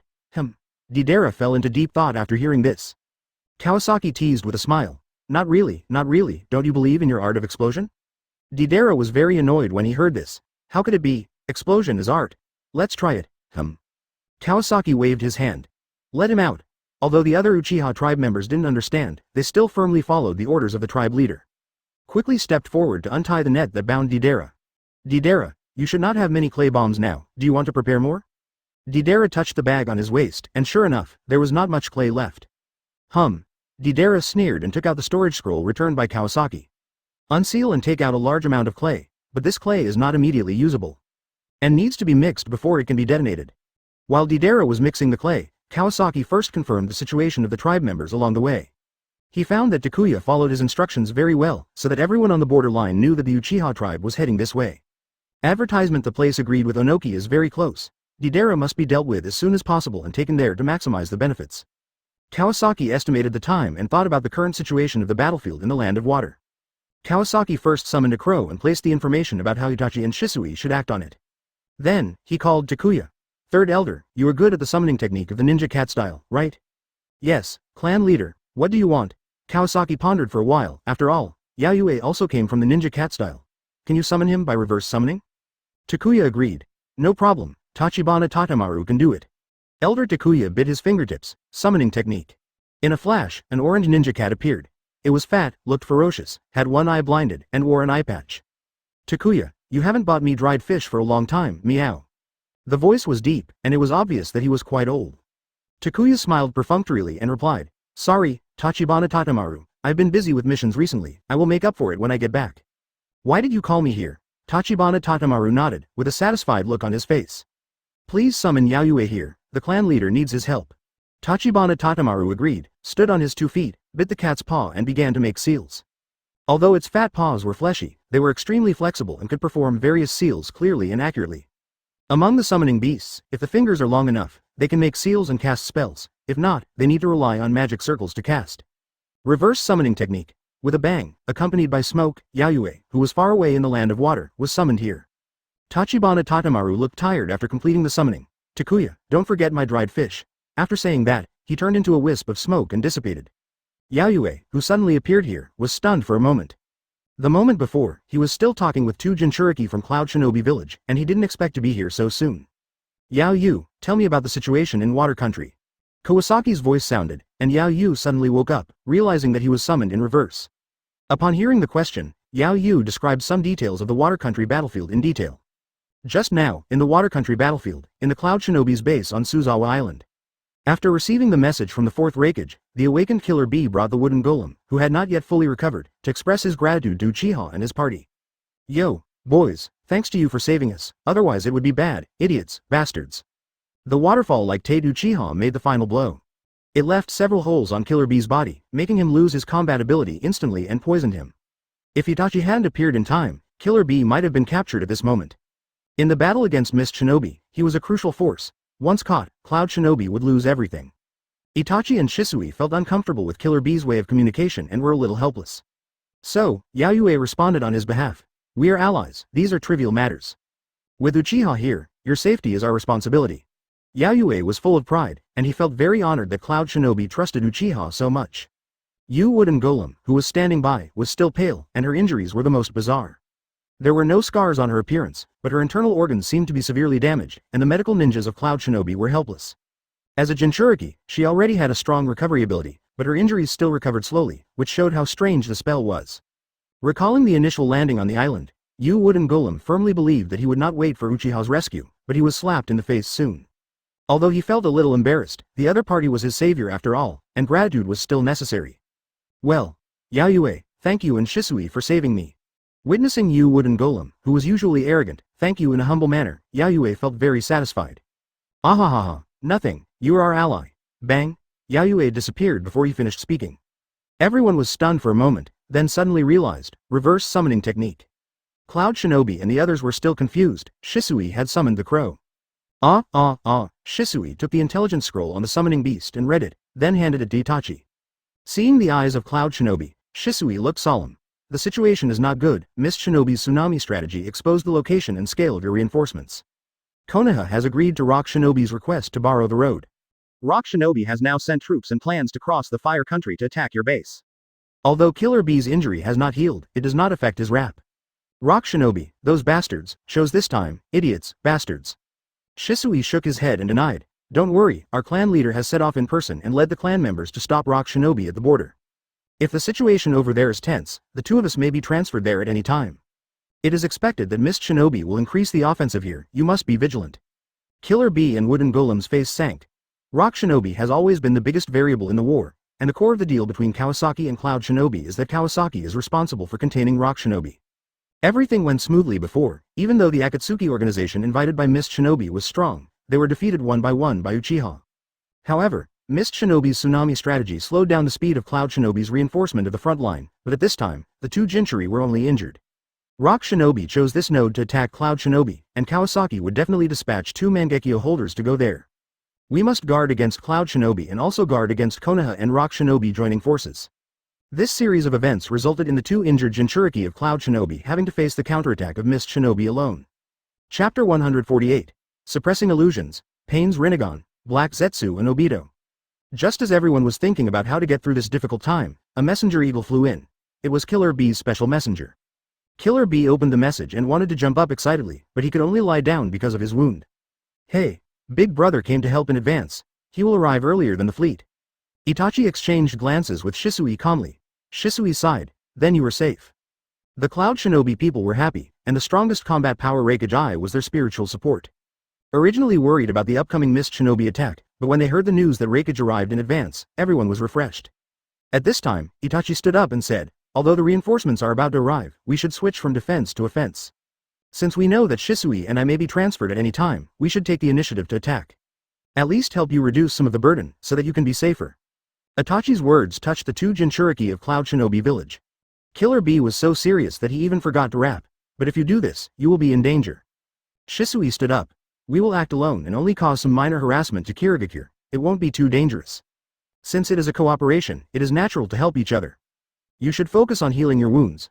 Before the Reikage comes, you must not let your guard down and be ready to meet Kirigakure's attack at any time. Let's go and scout Kirigakure's movements, and then set some traps on the periphery. If possible, we will try to contain more people from Kirigakure. After that, the two walked out together. The voice of Wooden Golem came from behind. You two, the friendship of Uchiha is remembered by Cloud Shinobi Village. The border of the Land of Fire, after Yayue told Kawasaki the information. Kawasaki pulled Yayue aside, pointed at Deidara who was mixing the mud, and whispered the information to Yayue. After a while, Deidara finally mixed the mud, walked over with confidence. Kawasaki, I'm ready to show you Uchiha my true art, yeah. Kawasaki looked at Deidara's bulging mud belt, and a sly smile appeared at the corner of his mouth. Then he pulled Yayue over. This is your opponent, an ordinary member of our tribe. Yayue said proudly. You dare to challenge our Uchiha? I will let you know how powerful Uchiha is. Deidara sneered, put his hands in his bag and began to chew mudballs. I want to see, without Mangekyō Sharingan, how can you fight me 28? Yayue chuckled and drew out his knife. You will see. Seeing the two men at loggerheads, Kawasaki waved his hand to let everyone disperse and leave space for the two men. The two men were very close. Yayue opened his Sharingan, raised his sword and rushed towards Tungola. Deidara narrowed his eyes slightly, wanting to test it out, and used both hands at the same time. Two mud spiders flew towards Yayue, blocking his escape route. Deidara shouted softly. Bang, two explosions sounded. But Yayue did not retreat, but stuck his sword into the ground, used the force to climb over. And cleverly avoided the trajectory of the two bombs in the air. His movements were extremely beautiful. Kawasaki praised from the side. What a wonderful posture. Kawasaki pursues practical physical skills and does not like such showmanship. Yayue, who is watching at this moment, is indeed the most rope-dancing Uchiha in the world. Deidara threw several bombs again, but they were all dodged by Yayue. Soon, Deidara was approached by Yayue. Yayue slashed down with a knife, and Deidara was cut in half in an instant. However, there was no joy on Yayu's face, because what fell on the ground was not Deidara's body, but two pieces of mud. Bang! Deidara rushed out from a distance, raised his hands, and countless spiders and grasshoppers fell like rain. Mud spiders crawled on the ground, and mud grasshoppers were more agile and jumped very fast. Once they jumped to Yayu's side, they exploded immediately. See it, this is my art, ha! Whoosh, bang bang bang. The grasshoppers jumped wildly, and the explosions came one after another. But then, Yayue began to move quickly, with lightning flashing on his weapon. The mud spiders and mud grasshoppers he hit fell helplessly. Deidara's eyes were stern, a lightning-style master, huh? Deidara rubbed his hands together, and a mud centipede appeared in his left hand and burrowed into the ground. Some spiders also sneaked in. He rubbed out a fukuru with his right hand, which was more flexible than the giant bird, but could not fly as high as the mud giant bird. Deidara turned over and rode on the mud fukuru, and then quickly rose into the air. He chewed a few times, spit out a ball of mud, shaped it into a small flying bird, and threw it out. The small flying bird became extremely agile in the air, circling around Yayue, but never collided. Deidara also made a two-winged bird, which was faster than the small flying bird, and drew various arcs in the air, making it difficult to predict its flying direction. Deidara focused on manipulating the two earth birds, seeing Yayue deal with his spiders and grasshoppers. Deidara flicked his finger. Ha! There was a rumble underground, and Yayu's feet were empty. Tongdala actually blew a hole in the ground. Yayu's Sharingan turned and adjusted his posture in midair. Is it such a simple trap? Yayue turned over and tried to jump out of the pit. A centipede suddenly emerged from the pit and wrapped around Yayu's ankle. Yayue stabbed it with a knife, and the earth centipede was instantly paralyzed. Advertisement at the same time that Yayue stabbed the centipede with a knife. Deidara's two birds moved. The small bird rushed straight to Yayu's body, and the double-winged bird crashed into the pit wall. Lightning style, thunder flash, explosion is art, ha! Bang bang, two explosions, the pit collapsed instantly. As the smoke and dust filled the air, Deidara's heart tightened, and he pulled fukuru to narrowly avoid Yayu's knife. Deidara was shocked and broke out in a cold sweat. Was that the lightning-style stimulation method just now? It was too fast. Deidara pulled fukuru up, thinking, as long as you don't have the ability to fly, I will have the advantage. Unfortunately, his information had already been completely known by Kawasaki. Lightning style, lightning gun. The dazzling light penetrated the mud Fukuru, and Fukuru instantly returned to normal and fell down. Humph! Deidara jumped off Fukuru and prepared to fight again. At this time, Yaoyue turned his wrist, folded. It seems that your art has great limitations. Deidara was so angry that his nostrils were crooked. He could lose, but he would never allow himself to be underestimated. How dare you insult my art? Deidara kicked his feet when he landed, and his body expanded rapidly, and chakra gathered in his body. Lightning style, lightning gun. Yaoyue extended his index finger and the lightning flashed, directly passing through Deidara, and Deidara's actions came to an abrupt end. Then, Tongdala also turned into a ball of mud king. Not far away, Deidara's head appeared on the ground. He shouted angrily to Kawasaki who was watching, "You leaked all my information." Kawasaki watched with great interest. Yaoyu's fighting posture was completely different from his usual arrogant appearance. Kawasaki spread his hands and said, "True art will not be restricted by this information, so your soil explosion is not good." "No, explosion is art, explosion is the best display of art." Deidara chewed the soil and continued to prepare. Kawasaki stretched out his hand and hooked his finger behind him. I saw an Uchiha tribe member walk out from behind Kawasaki. He was Katsura who lost to Sasuke and Naruto in the tribe before and was publicly punished. Katsura's eyes opened, and the Sharingan inside began to work. Kawasaki pointed behind him and said, "See, Deidara, this is art." Deidara was busy mixing clay in his mouth.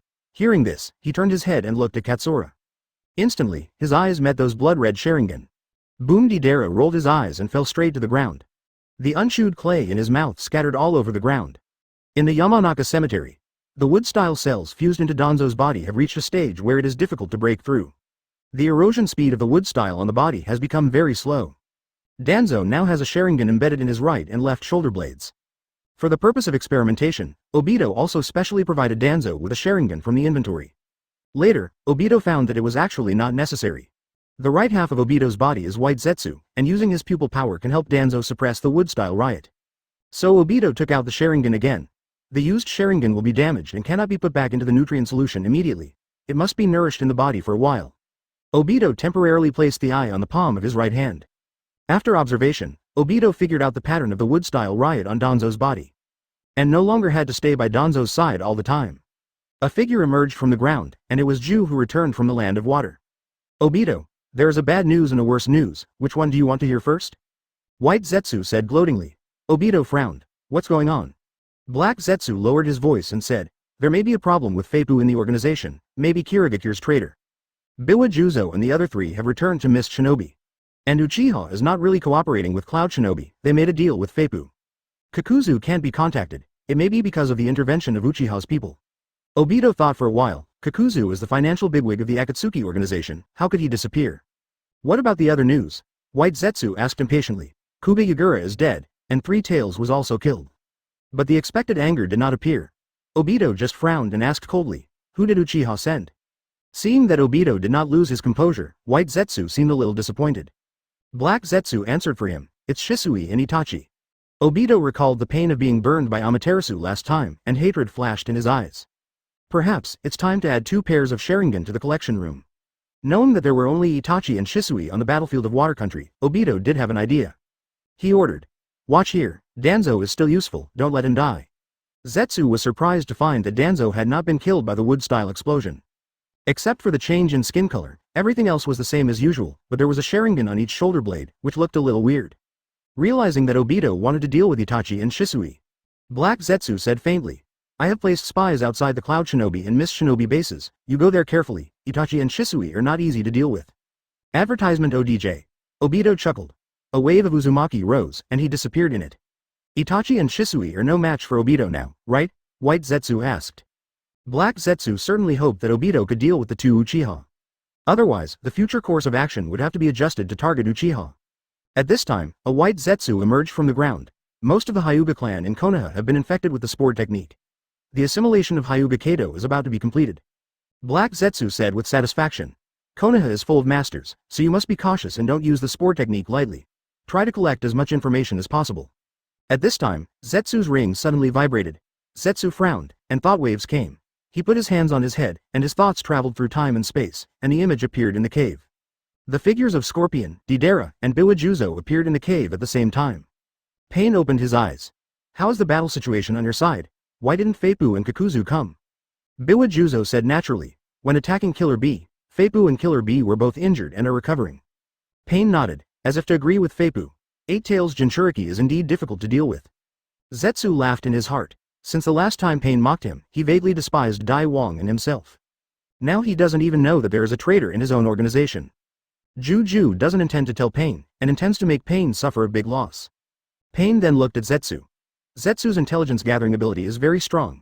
Even if there is no communication between members, he should know the situation. Zetsu's voice was hoarse. Kakuzu and his teammate Hidan have been dealt with by Uchiha's people. Uchiha sent 3 people, including Itachi who has Mangekyō Sharingan, and Shisui, who has a flash body, and another one who is not familiar but has good strength. Pain thought for a while and looked at Deidara and the others. Deidara, Scorpion, how are you? Scorpion's body was hidden in Akatsuki's uniform. Deidara and I attacked their base and lost some puppets. We are replenishing them recently. Deidara said. I have added some new clay and can reproduce my art at any time. Pain stopped Deidara, who was eager to try. Uchiha's threat is too great, there is no need to take risks. I will arrive in a few days, wait for me first. I will definitely let the leader see my art when the time comes. Pain nodded and gave Zetsu a wink, and the others disconnected one after another. Only Zetsu was left 177 people. Have you found out the location of Mist Shinobi Jinchuriki? Since Pain is coming soon, let's tell him the information about the tailed beasts first. There is bad news. Mist Shinobi's Jinchuriki is dead, and 3 Tails is also dead. We have to wait until it is reborn before we can implement the plan. Pain's Rinnegan shines brightly, and the powerful pressure makes Zetsu's slide figure blurry. Such important information, how come you only found it now? Pain is really angry. Z said humbly. I'm sorry, Chief, Mist Shinobi is all in the seabed, and this information was just found. Pain put away his pressure and snorted, and seemed helpless about the death of 3 Tails. Then complete this mission first. This mission is very profitable and cannot afford to fail. You go monitor the Uchiha people and report the information immediately when I arrive. Z lowered his head and agreed. Got it. Pain asked again. Where did Obito go? Z shook his head. I lost track of him after you went to Konoha last time. Pain took a deep look at Zetsu and cut off the contact. Z put down his hand casting the spell. Don't you need to tell Pain where Obito is? White Zetsu asked. They are wary of each other, and I don't want to interfere. Black Zetsu shook his head. The most sad people right now should be Uchiha, first Obito, then Nagato. Black Zetsu was interrupted by White Zetsu halfway through his speech. Oh my, then Uchiha is out of the game, should we still go and join in the fun? Since Obito has already gone to provoke Itachi and Shisui, I'd better not get involved. Anyway, Obito asked me to keep an eye on Danzo. Z breathed a sigh of relief. Although the organization lost a few capable people, it was no big deal. Anyway, it will take a while for 3 Tails to be resurrected, so if they need more people, they can recruit more. This is the border of the Fire Country. Kawasaki looked at Deidara, who was tricked by him again. Tisk tisk, shaking his head. Come on, someone, collect his clay, carry it and follow the team. It's important to do business. Kawasaki shouted, and a tribe member came up to deal with Deidara's Clay King. Then, everyone carried Deidara on their shoulders. Katsura, when will Deidara wake up from the illusion you cast on him? Kawasaki patted Katsura's shoulder, it was useful. Katsura was still a little scared of Kawasaki. The last time he was tied to a tree, he still had a shadow in his heart.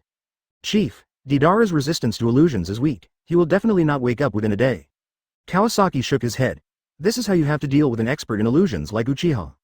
Deidara entered Akatsuki at the age of 12, and it has only been 2.5 years now. Calculating his age, he is only about 14 or 15 years old.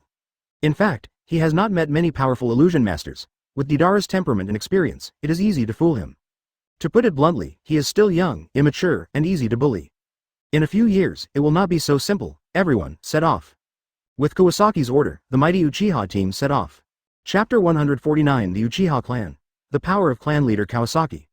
It didn't take a few hours to reach the border of the Land of Fire, near the Shikoku Road. Unexpectedly, Onoki had already arrived, followed by a neatly lined rock shinobi army. These rock shinobi were all strong and well built, and they were lined up in a neat row, worthy of being a civil engineer. Onoki was floating in the air alone, and his scouts spotted Uchiha and his party from a distance. More than 100 people were not hiding, so it was indeed easy to be discovered. Kawasaki looked at Onoki hanging in the air, and his mouth twisted. Although Onoki was short, he flew very high. To see him, you really have to look up. Tsuchikage-sama, it's not polite for you to fly so high. Onoki laughed and slowly fell down. Akagi, who was like a wall of people, walked out of the crowd and stood behind Onoki. It is said that Akagi is only 14 years old at this time, but he has grown quite burly. Especially when standing next to the skinny Onoki, the contrast is even more obvious. Round head and a silly face. His nose is like Onoki's. To be exact, most of the strong men in Rock Shinobi have this nose shape. Most of the rock shinobi after Onoki are also like this. It makes sense why Kuretsuchi is interested in Deidara. A handsome guy popped out from a bunch of rough guys. Who else would the Black King go after if not Tungola? When the two sides showed up, the spies around them all widened their eyes. Whether it was Cloud Shinobi or Konoha, they were paying close attention. Because they received the order, Sand Shinobi's spies were relatively relaxed. Mist Shinobi's spies were the hardest, and they were anxious to get Rock Shinobi to attack Cloud Shinobi to relieve the pressure. But there were not many people from Rock Shinobi, so it is estimated that the pressure on Cloud Shinobi was limited. Or, Rock Shinobi's target might not be Cloud Shinobi at all. Uchiha Kawasaki, why did you bring so many tribesmen here? Although it was Onoki who was invited by Kawasaki. But seeing that Kawasaki brought so many people, it was clear that he was a good fighter among the Uchiha. It was obvious that he was not just here to talk about Deidara. Kawasaki saw that Onoki brought so many people, and it was obvious that he was going to intervene in the fight between Cloud Shinobi and Mist Shinobi. The situation over there has reached a critical juncture. We can't let Rock Shinobi mess up the situation. Tsuchikage-sama, I think we can talk. Kawasaki waved his hand back, and the Uchiha tribesmen pulled the sleeping Sukaten forward. Kawasaki added, let's talk alone. When Kuretsuchi from the Rock Shinobi team saw Deidara, his eyes lit up. Grandpa, it's Deidara brother. Akatsuki was also very happy to see Deidara. It's really Deidara. Although he was sturdy, his face was full of childishness. It can be seen that the two really like Deidara. Why are you two so happy? He is still a prisoner of the enemy. Onoki looked unhappy and knocked one of them on the head. I really don't want to bring these two guys, but if not them, who else can I bring? Looking at the unconscious Deidara, and then looking at the large group of people behind Kawasaki, I wondered if Uchiha had teamed up with Cloud Shinobi to stop me. But looking at the appearance of Uchiha Kawasaki, it seems that he has other intentions. Kawasaki laughed when he saw Onoki scolding Kuretsuchi and Akatsuki. There are not many outstanding young people in Rock Shinobi's generation. The three of them are friends who have been playing together since childhood. Without Deidara, they would have lost a very good friend. There were at least hundreds of people following Rock Shinobi, and their strength should not be underestimated. Once fighting with Uchiha, both sides would suffer heavy losses, and Shizaki did not intend to fight with Onoki. So, after Onoki taught Kuretsuchi and Akato a lesson, Kawasaki took the initiative to propose. I heard that Tsuchikage's super light and heavy rock technique can make people fly. Why don't we go to the sky to talk? Onoki frowned slightly and looked at Kawasaki, who looked frank and sincere. If you have the courage, I will do what you want. Kawasaki's words were full of sincerity. He and Onoki were not familiar with each other, and they did not trust each other. Onoki was old, and although Kawasaki's strength was a mystery, Mangekyō Sharingan had appeared long ago. He also fought with the perfect Jinchuriki Yagura. As a result, Kawasaki is alive and well, while Yagura is now nowhere to be seen. Kawasaki took the initiative to propose flying, which was to ask Onoki to use the super light heavy rock technique. If they fly high enough, it will be dangerous if Onoki breaks the technique. It is equivalent to handing his life to Onoki. Kawasaki walked over without any precautions. Onoki nodded with satisfaction. He gently put his hand on Kawasaki. Kawasaki suddenly felt his body lighten and began to float. He tried to move, and it felt like swimming in water. Kawasaki tried to keep his face calm. After all, he is the clan leader now, and he has to stay calm. Akaji and Kuretsuchi behind Onoki were very excited. Obviously, they also wanted to fly. It was just that the occasion was not right. They had just been scolded by Onoki, so they didn't dare to do anything rash. Kawasaki fluttered twice in the air and finally managed to fly up. He suppressed his excitement, and now was the time to get down to business. Let's go, Master Tsuchikage. Advertisement. Onoki was an old hand, and seeing Kawasaki's newness to flying, his vigilance against Kawasaki also decreased. Onoki also rose into the sky. The two of them rose to a height of 100 meters and stopped. Chief Kawasaki, this should be enough. Kawasaki was hanging opposite him. This height was safe and there was no need to worry about being spied on. It was ideal. That's great, Master Tsuchikage. I will be frank. The battle between Cloud Shinobi and Mist Shinobi will end in less than half a month. Rock Shinobi will not benefit from intervening at this moment. Return Deidara this time. I hope Rock Shinobi will stay put for the time being and not attack Cloud Shinobi. The old man Tsuchikage put his hands behind his back and stared at Kawasaki.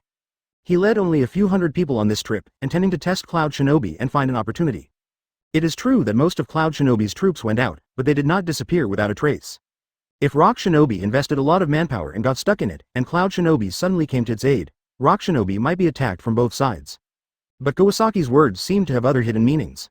I am relieved that Deidara has returned, but one thing is one thing. Do you think I will give up the opportunity to capture Cloud Shinobi because of Deidara? Onoki is not a child and will never be manipulated by others.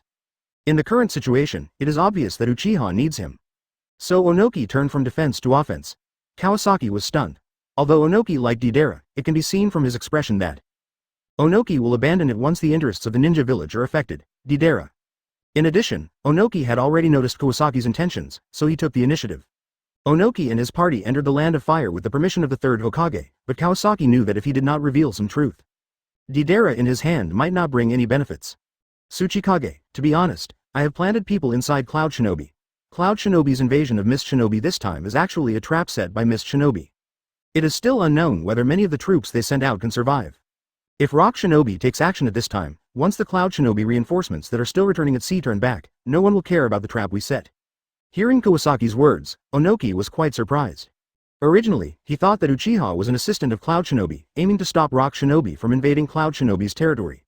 Unexpectedly, Uchiha stopped Rock Shinobi because he was worried that Cloud Shinobi's reinforcements would miss the trap. Raikage leads at least 5,000 people. Even if there is an insider, what can he do? Onoki was full of doubts. When there are too many people, it is often difficult to act. Kawasaki pretended to be mysterious. This is a secret, but the truth has been revealed to Master Tsuchikage.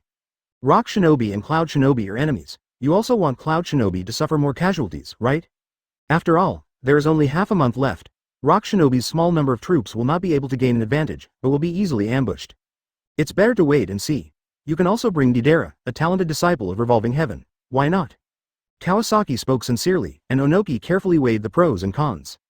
Indeed, judging from the battle situation, even if Rock Shinobi has hundreds of people going deep into Cloud Shinobi's territory to cause trouble, the benefits they can gain are actually limited. If, as Kawasaki said, Mist Shinobi has reserved a huge pit for Cloud Shinobi, waiting is undoubtedly the wisest. After thinking about it, Onoki asked loudly, Kawasaki, can you ensure that Cloud Shinobi suffers heavy losses? Hearing Onoki calling him by his name, Kawasaki smiled and replied, Don't worry, Master Tsuchikage, it's enough to make Cloud Shinobi suffer a great loss. Onoki nodded with satisfaction, but did not go into details. However, the Uchiha clan was full of confidence.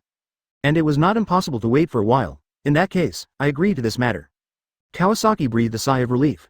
Well, Master Tsuchikage, now that the official business is over, how about we talk about personal matters? Oh, Onoki became curious. Kawasaki, what else do you want to do? Kawasaki did not answer directly, but smiled and said, Master Tsuchikage's disciples are all extraordinary. I wonder if you want to take over as the next Tsuchikage. When talking about this, Onoki's smile faded, and his tone was indifferent. No comment. Kawasaki shook his head. Master Tsuchikage, everyone knows that you haven't found a successor. If you are willing to talk, we might as well be frank. Because I have some small tricks that may help you. Onoki frowned, not knowing what Kawasaki was up to. After all, the two sides have different positions. Would he be so kind to help Rock Shinobi? How do you plan to help me? Onoki frowned and asked. Onoki is really stubborn, he won't act rashly without seeing results. But Kawasaki has to complete the task, so he can only follow his will. Kawasaki seems to be testing. Deidara is very talented, if he can obey the discipline, he will definitely be a good choice for Tsuchikage. This is exactly what Onoki wants, he really loves Deidara, but Deidara often gives him a headache. Undisciplined, willful. As a disciple of Onoki, he has abundant resources but does not improve his strength, but indulges in art. When Deidara is around, Onoki's teaching and scolding are not the embodiment of his regret. That kid has a bad temper and can't bear the heavy responsibility. He is not the best choice to succeed Tsuchikage. Onoki snorted, this is half true and half false. Kawasaki laughed secretly, Onoki is really stubborn. It's normal for a teenage boy to be rebellious. Being naughty now doesn't mean he will be like that in the future. Temperament changes with experience and age, but talent does not. Onoki sighed. Kawasaki spoke to his heart again. Deidara is not yet 15, which may be the right age for marriage in other ninja villages. However, Rock Shinobi is a little special, surrounded by rocky mountains, with strong defenses, and not much contact with the outside world. So the atmosphere in the village is conservative, and few young people are pushed to the battlefield. Rock Shinobi warriors are almost all over 20 years old. Advertisement. This is also related to Rock Shinobi's ninjutsu. The ninjutsu performed usually requires huge chakra support to show its power. Therefore, young and strong men are often seen on the battlefield. This is why Deidara repeatedly gets into trouble, but Onoki still cleans up the mess for him. Because Onoki regards Deidara as a naughty and immature child. At this point, Onoki's attitude softened a little. Many things, even if they are unwilling to admit, are facts. Onoki's stubbornness destined him to find someone who can inherit the dust release to inherit the Tsuchikage. The reason is that it is extremely difficult and full of risks to practice dust release based on written records alone. It is not that Onoki is unwilling to teach others, but in fact others do not have the conditions, either they are not qualified or they cannot learn. Deidara is indeed talented, but he is too naughty, which is a waste of talent. Onoki loosened his mouth and agreed with Kawasaki's statement. It feels like a parent facing his useless child, full of helplessness and expectations. After all, education is not something that everyone can do, let alone a stubborn old man who is more than 7,000 years old. Master Tsuchikage, I have a way to make Deidara obedient. Not only is he willing to learn dust release from you, but he can also make him your assistant. High in the sky. When Kawasaki's words reached his ears, Onoki's first reaction was not surprise, but frowning. The relationship between our land of earth and the land of fire is not very good. Or, what are the plans of the Uchiha clan? Kawasaki spread his hands and said, you know the situation between Uchiha and Konoha, they have been at loggerheads for a long time. We Uchiha are planning to set up our own clan and hope to form an alliance with Rock Shinobi. You Uchiha want to set up your own clan? Onoki didn't expect that there would be Uchiha who didn't want to be Hokage. You don't plan to be Hokage? Onoki was a little surprised. The land of fire was rich in resources and the Hokage was powerful. Kawasaki shook his head. Not interested. Onoki looked at him carefully. Kawasaki answered decisively, as if he really didn't care. Just an alliance? That's fine. Onoki agreed casually. After all, a verbal alliance is not as solid as a bond of interests, and Kawasaki knew this clearly. So he continued. If Uchiha fights Konoha, you Rock Shinobi will be the happiest, right? Onoki snorted and didn't comment, but this Uchiha is really an outlier. Not only does he not want to be Hokage, he doesn't even have the intention to fight Konoha. The way to resolve the conflict with Konoha is to set up his own faction and leave. If we Uchiha leave Konoha, it will be a good thing for you, right? Kawasaki spoke frankly. Today, Uchiha is powerful, well-funded, and full of talented people, and is in a period of rapid development. If Uchiha truly merges into Konoha, Konoha may reproduce the glory of the first Hokage's Senju Hashirama period. Are you Uchiha really going to leave? Onoki was curious. Kawasaki nodded, took out a map from his arms, circled a point and threw it to Onoki. After receiving it, Shi Yan said, this time we cooperate with Miss Shinobi, and Miss Shinobi will cede these islands to us. At this time, Onoki seemed to re-examine Kawasaki. Have you chosen the place? Kawasaki nodded. The alliance with Rock Shinobi mentioned just now is not just talk. It is the kind of ally who is willing to help us, Jiao Nuo, lay the foundation. Onoki's eyes narrowed slightly. What do you mean? Kawasaki pointed to the map. These islands are not small, but they are scattered. Uchiha's financial resources, Lord Tsuchikage naturally knows. I plan to pay Rock Shinobi's masters to come and reclaim land. Onoki was moved. Reclaiming land, a big project. Although Rock Shinobi Earth style cannot create things out of thin air, it can transform the terrain or use existing materials to build very quickly. With enough materials, 20 Chunin can build an indestructible castle in one day. Rock Shinobi often take on such jobs, but this is the first time for such a long and huge project. Land reclamation is not something that can be done by a few Rock Shinobi, at least hundreds of elites are needed. No wonder Kawasaki used this as a condition for exchange, and Onoki suddenly understood. Looking at the map, if Uchiha succeeds in this plan, such a vast land is indeed not worth the position of Hokage. Foresight. Ambitions, Onoki couldn't help but sigh. Chief Kawasaki, I agree to this. Onoki made the final decision. Such an exchange of interests, Onoki was happy. Konoha and Uchiha split, Konoha's strength was greatly reduced. After Uchiha left the nest, it approached the land of water. Mist Shinobi should be the one with a headache. As for Deidara's matter, it became an extra gift. Seeing Onoki agreed, Kawasaki smiled. In addition, Master Tsuchikage, I have a small request. Onoki nodded. Tell me about it. Kawasaki made a slight movement in the air. I have longed to fly for a long time, and I want to learn the super light and heavy rock technique. Onoki laughed dumbly. It turned out that Kawasaki was thinking of this. My super light and heavy rock technique is not easy to learn, and many people in the village can learn it. Kawasaki said calmly. Tsuchikage-sama just needs to give me the ninjutsu scroll, and whether I can learn it or not, Tsuchikage-sama doesn't need to worry about it. Onoki did not refuse, and said, let's solve the Deidara issue first. Kawasaki has figured out Onoki's temper. The meaning is very clear. If Deidara's issue is handled well, the super light and heavy rock technique will be obtained. Kawasaki is not worried that Onoki will break his promise. Chapter 150 Susanoo. Kawasaki's plan, the ultimate art. Kawasaki took out a scroll that had been prepared long ago from the storage scroll and threw it over. Onoki caught it and pulled it open. His expression became a little subtle. Have you prepared? Kawasaki smiled implicitly. To show my sincerity, I have prepared it, and I am just waiting for Lord Wang Ying's consent. This Kawasaki is thoughtful. Just now, Onoki was amazed at Uchiha's mind. Now he is also full of admiration for Kawasaki's brain. Obviously, even his own reaction is within his calculation. Onoki suppressed the waves in his heart and started to read the contents of the scroll. Although Onoki is old, his wisdom is not diminished. He has learned dust release, so how can his brain not work well? Although there are many words in the scroll, Onoki finished reading it in a few minutes. Kawasaki was flying freely in the air, enjoying it. For those who used to be able to only keep their feet on the ground. The desire to fly is not something that people in this world can understand. Kawasaki, can this make Deidara obedient?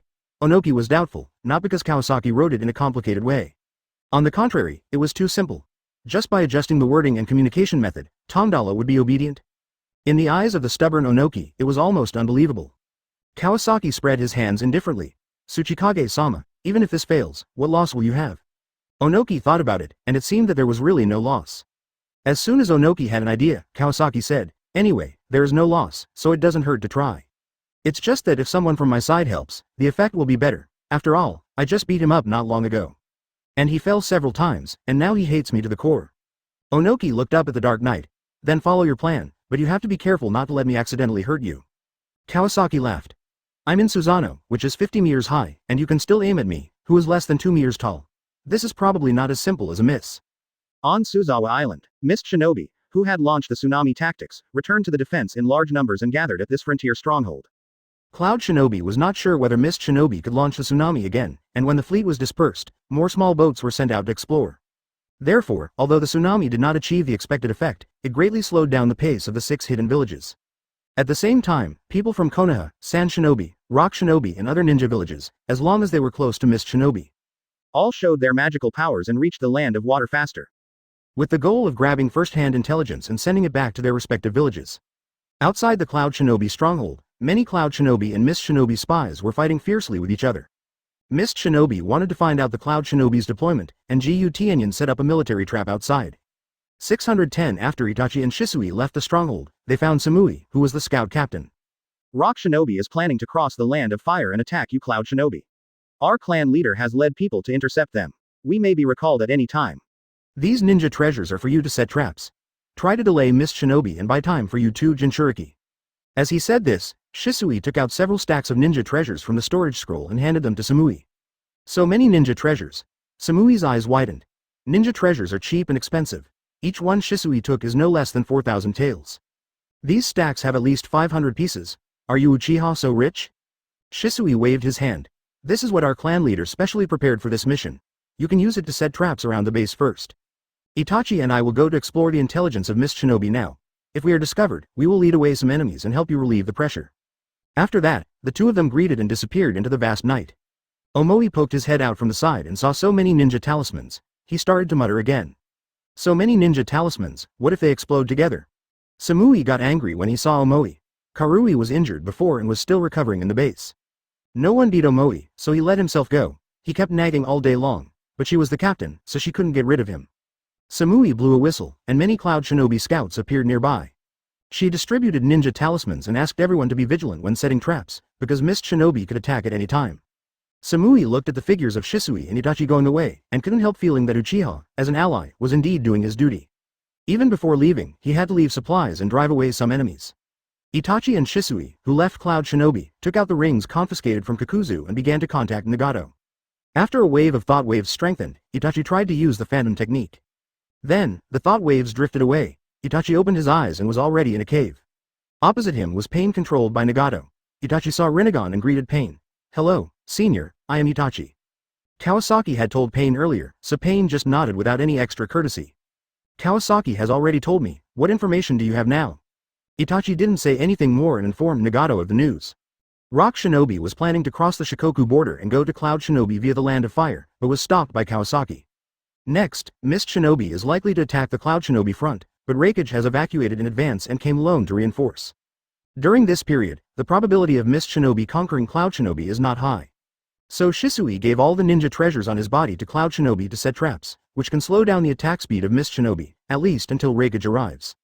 Advertisement otherwise, if Jinchuriki really falls here, Reikage may force his way into Sunagakure no matter how much loss he suffers. Before Itachi came in, Nagato had contacted Kisame who held the Ring of Emptiness. But Kisame came in at this moment. Kisami's silhouette gradually became clear, and he said, sorry, I'm late. I'm Hoshigaki Kisame, currently collecting intelligence at Mist Shinobi. During this time, I will serve you, honorable leader. DF. Nagato looked Kisame up and down. It turns out that everyone in Kawasaki is capable. This Kisami's strength should not be underestimated. Here, Kisame saw Itachi's shadow and grinned. Mr. Itachi, long time no see. Itachi, Shisui and Kisame are old acquaintances, often learning and working together, and have a deep relationship. But after they returned to Konoha last time, Kisame went out on a mission, and they haven't seen each other for a while. Kisame. Itachi's expression softened when he saw Kisame. Senior, Itachi repeated what he said to Nagato. Shisui and I will go to Senior's place next. Kisame, you pass on the information about Cloud Shinobi's traps to Mist Shinobi. Delay Mist Shinobi's offensive and give Cloud Shinobi's 2 Jinchuriki time to recover. As long as they don't die before the Raikage arrives, it'll be fine. If Mist Shinobi asks, just tell me. Itachi was afraid that Kisame didn't know, so he gave detailed instructions for every step. Understood, Mr. Itachi. Don't worry, I'll take care of Mist Shinobi. Itachi responded with relief and then disconnected. Then, leader, I will wait for your arrival here. Kisami's image also dissipated in the cave. In the past, they also gathered with the Phantom Technique, and everyone had different thoughts.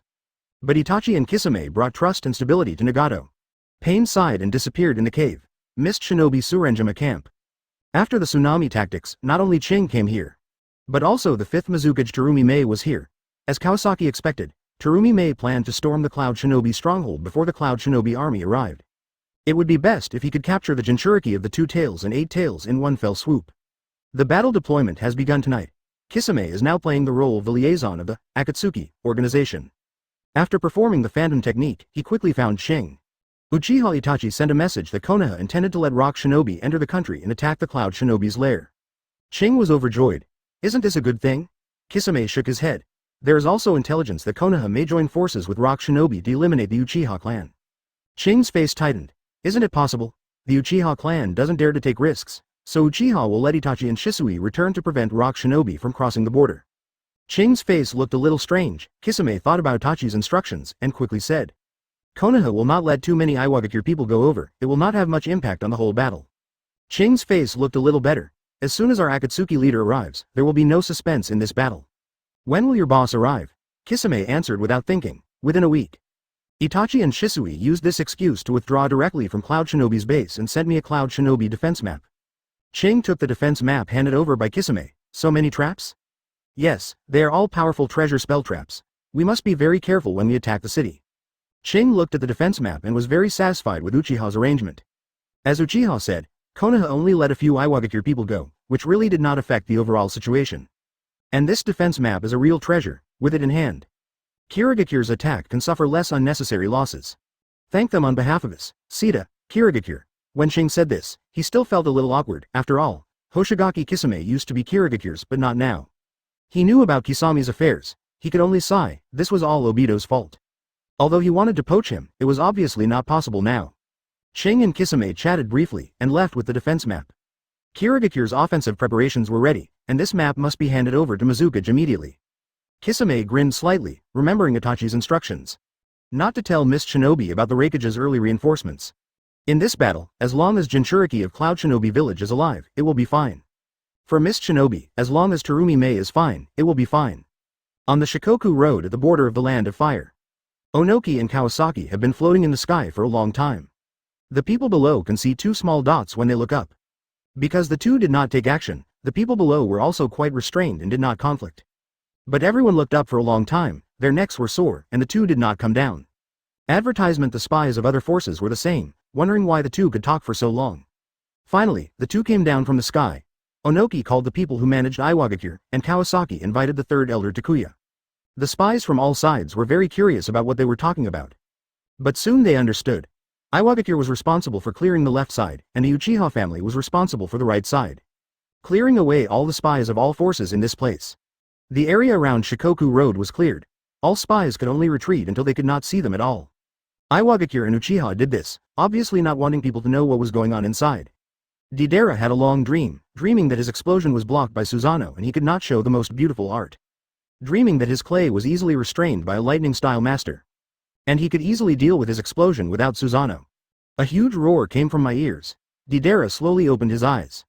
A golden Susanoo stood in the moonlight. Across from him was an old man floating in the air. Isn't that? Deidara suddenly woke up. Isn't it the old man? Why is he here? Deidara looked around and found that he was tied up tightly and couldn't move. All around him were people from the Uchiha family. What are you doing? Why is the old man here? Yayue came up and punched Deidara in the stomach. Behave yourself, your master is here to pick you up. If you win, I can take you away. Deidara turned his head and said. Who wants to go back with that old man who despised my art? Humph. Uchiha Kawasaki. I will let you see the power of the ultimate art. Onoki shouted loudly, attracting Deidara's attention. Dust release, original world stripping technique. In the dark night, Onoki's hands burst into dazzling white light, and when he opened his palms, a huge light emerged. A cylindrical light column blasted towards Susanoo. Susanoo raised her weapon to block it, and even her weapon was instantly destroyed. Under Onoki's control, the dust release hit Susanoo and directly destroyed her weapon. The cylindrical light column disappeared instantly, but the gorgeous beam of light shot straight up from the bottom to the sky. The brilliant white light illuminated the surroundings like daylight. A big pit immediately appeared where Kawasaki's Susanoo was hit. His Susanoo kept regenerating and attacking Onoki. The white light in Onoki's hand flashed frequently, forming various lights that hit Susanoo. Each collision would cause a huge explosion, and Susanoo was completely penetrated during the flashing of white light. The flashing of white light made Dara on the ground widen his eyes. So beautiful. Boom. Another explosion of dust release. Huge sound waves scattered. This time the impact was accompanied by a deafening sound. Let the entire Susanoo collapse. Kawasaki's eyes became more bloodshot, and the Mangekyō Sharingan rotated rapidly. It is worthy of being the ultimate art, but it is still useless in front of my Susanoo. Then, a Susanoo bigger than before broke out of the ground, with a height of 50 meters alone. Flesh and blood grew on its body, its feet were on the ground, and it was covered with Tengu armor. The 50-meter-tall golden giant was terrifying just standing there. Every step made the earth tremble. The pressure emitted made Deidara nearby tremble all over. It was in this form. My bomb couldn't explode at all. At this time, Kawasaki was already at the head of Susanoo, hanging in the air. Susanoo pounced on Onoki with a roar. Onoki fell to the ground. And slapped the ground with both hands. Earth-style gangly technique. Boom boom. As the ground shook, a rock giant about 10 meters high stood up and blocked Susanoo's attack. How can such a ninjutsu be a match for me, Susanoo? The arrogant voice came from inside Susanoo. Every time he attacked, the rocks on the rock giant fell off one after another. But Onoki only used it to temporarily resist Susanoo. Onoki soared into the air and looked at Kawasaki in the air. True art is indestructible, everything passes away. Dust release, limit stripping technique. Onoki stretched out his hands, and a white cube flew out in a rotation. After hitting Susanoo, it suddenly expanded into a huge white cube. A dazzling light burst out instantly, the white light splashed everywhere. The entire Shikoku Road was as bright as day. Deidara saw the almost blinding white light on the ground. And was extremely shocked. It's not like he had never seen Onoki's dust release before, but in the past, Onoki could solve the problem by just emitting a small beam of light. In Deidara's opinion, that was not artistic at all. But today, Onoki's various dust release attacks opened his eyes. He didn't expect that dust release could be used in this way. With a loud bang, the white light dissipated, and Susanoo's body disappeared in an instant. It is worthy of being called the ultimate art of dust release. Kawasaki said this, secretly complaining in his heart, this is too childish. But if you want to fool Deidara, you can only say this. Look at Deidara's eyes, they're bright. Kawasaki fell from the sky, and after landing in a somewhat embarrassed manner, he said breathlessly, what if Deidara gives it to you? It's a pity that your ultimate art is about to be lost. Onoki sneered. This has nothing to do with you, Kawasaki, hand over Deidara, and we Iwagakure will withdraw to the country. Just as Onoki and Kawasaki were talking, Uchiha Yayue on the side whispered something, which made Onoki's expression change. Advertisement Chapter 151 Deidara. Onoki, sword pointing at Uchiha. What is Deidara thinking? He doesn't learn the ultimate art of dust release, but plays with mud explosions every day. I can silence his mud with a lightning style. Yes, his mud is useless when facing lightning style. True art should have no limits. Like dust release, everyone knows that Onoki can use dust release, but no one can suppress it. The white light that flashed in that moment of dust release was really dazzling. What's the use? How many years can old man Tsuchikage live? When he's gone, this art will be completely gone. If it weren't for Deidara, the clan leader would be in danger. Deidara listened to the discussion around him, and rarely argued or struggled. Thinking that his explosion could not hurt Susanoo at all, and other mud bombs were completely ineffective when they encountered lightning style, he could not blow it up even if he wanted to, and could not show his art at all. Recalling Onoki floating in the air, the continuous release of dust release in his hands, and the brilliant light that cut through the sky. I remember Kawasaki said on the way back to him that he had seen more brilliant art. There is no need for mud bombs, and lightning style is not a mistake. Isn't that dust release? Kawasaki did not lie. No wonder the old guy always looked down on my art. The spies on the Shikoku Highway, although they were all driven away and could not see the specific situation inside, but against the background of the night sky, the golden Susanoo and the dust release that cut through the sky were still clearly visible. Everyone understood. Uchiha Kawasaki and Onoki clashed. Although Kawasaki didn't do much, but his Susanoo color gradually spread. As for the white light that shot up into the sky, it was the only one in the famous ninja world. Therefore, everyone knew the identities of the two warring parties. Whether it was dust release or Susanoo, they were both top fighters in the ninja world. The intelligence was of extraordinary value. Unfortunately, Rock Shinobi and Uchiha refused to give in, and the spies could only observe from afar. The duel between Kawasaki and Onoki didn't last too long. Judging from the fact that the huge cube destroyed Susanoo at the end, Onoki should have won. But what was puzzling was that Rock Shinobi and the Uchiha clan didn't fight. On the contrary, the two sides stood separately, as if they were playing a friendly match in the middle. As a result, Rock Shinobi retreated to the border, while the Uchiha clan sailed down on the border of the Fire Country. Master Tsuchikage, Deidara is back, please return to the territory as agreed. The speaker was Takuya, the third elder of the Uchiha clan. Don't worry, my word is as good as gold. Onoki put his hands behind his back and rode Uchiha for the final negotiation. It is said that the Uchiha chief was exhausted, so he went to recuperate. So the third elder came out. The Uchiha people took the tied Deidara out. The usually lively Deidara was particularly silent today and didn't say a word. Kuretsuchi and Akato happily stepped forward to take Deidara, led him into the Rock Shinobi team, and untied his eastern binding. Let's go. Advertisement Onoki gave an order and led Iwagakure to withdraw to the country. In the team, Kuretsuchi whispered to Deidara, Deidara brother, Grandpa gave up the opportunity to sneak attack Cloud Shinobi in order to get you back, don't make him angry again. Humph. Deidara snorted and turned his head away. Rock Shinobi surrounded Deidara in the center, hiding his identity, which was also part of the deal. Rock Shinobi moved quickly and retreated to the territory of the Land of Earth in a few hours. They returned to a border post. Onoki took everyone back to rest. Deidara was taken to Onoki's room and felt a little uncomfortable, knowing that he would be scolded again. He guessed that he would be blamed, but he didn't expect Onoki to say this. The art you were proud of was actually restrained by an ordinary tribe member of Uchiha. It's really embarrassing.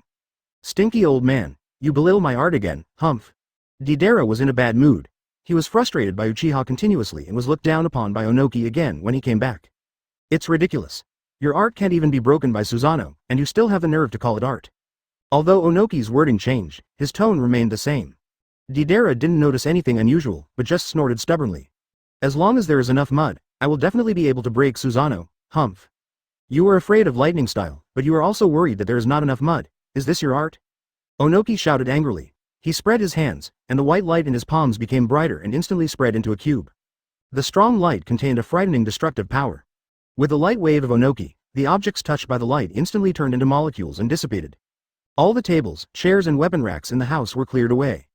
This is the real art. Under Onoki's control, the dust release flashed freely, destroying everything in the house, and finally retracted back into his hands. Please give me flowers. Deidara was angry, but he had to admit that the power of the dust release was far greater than his mud bomb. Advertisement, dose. Onoki suddenly groaned and held his waist. Deidara said gloatingly, old man, what's wrong? Your waist is not working. How can you show your art like this? Onoki really sprained his waist, and it took him a long time to catch his breath. If this ultimate art is not something that only you can learn, why did I have to save you back? Deidara was surprised and pointed at himself. You saved me back just to teach me dust release. Onoki scolded. I am already 73 years old. How many years can I live? Will this art be buried with me? I originally planned to teach you dust release when you grow up, but you insisted on studying mud bombs and ran away without permission. Oh, you also joined the Akatsuki Organization. If you die, who will inherit this ultimate art? Deidara swallowed his saliva. Thinking back then when he was obsessed with the research of clay bombs, Onoki always scolded him and sneered at his art. Never expected that this old man would want to teach him the unique skill of dust release.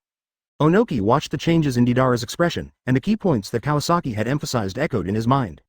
Do you think that the beauty of dust release is not as good as your clay explosion art? Deidara's face changed several times, and he was unwilling to admit that the clay bomb was inferior to dust release. Go to the training ground. I want to let you see what real art is. After saying that, Onoki stretched out his body and floated away. Humph. Deidara snorted coldly and followed closely. In Konoha village, recently, the third Hokage's sleep quality is not very good. To be precise, since Uchiha Kawasaki took over, the third Hokage has not slept well. Therefore, he always stays in the Hokage office, working overtime until late at night day after day. After the official channels informed Iwagakure that they could use the road on a small scale, the third Hokage spread the word through other means, claiming that Iwagakure was joining forces with Konoha to fight against the Uchiha clan. Konoha's spies were already waiting on the Shikoku Road, ready to send back first-hand intelligence at any time. This clear card really worked, and the Uchiha clan members who had been lurking were soon discovered to appear at the border of the Land of Fire, and eventually approached the Shikoku Road. Chapter 152 Kawasaki Succeeds, System Reward. The latest news from Hawk and Dove just arrived is that the Uchiha and Rock Shinobi on the border have joined forces to drive out the spies of various forces. Judging from the last fight, it should be a contest between Onoki and Kawasaki. Uchiha Kawasaki quietly left the clan. Onoki and Rock Shinobi had a duel at the border. In the end, it seems that Onoki won, but Rock Shinobi and Uchiha did not face off in the end. I don't know what price Uchiha paid to make Rock Shinobi retreat. The third Hokage took a puff of cigarette. It seems that Uchiha is not a pushover and knows how to avoid direct conflict with Rock Shinobi. Although the ending is not perfect, the third Hokage is already satisfied. The exposure of the Uchiha hider has greatly reduced the potential threat. Orochimaru's strategy is really good. Next, it depends on how the collision between Cloud Shinobi and Mist Shinobi will develop. This base of Rock Shinobi, 600, is close to Shikoku Road. It covers a large area, has many patrols and a large number of garrisons. The Earth style of Rock Shinobi is known for its majestic momentum and wide range of casting, so the training ground here is also very spacious.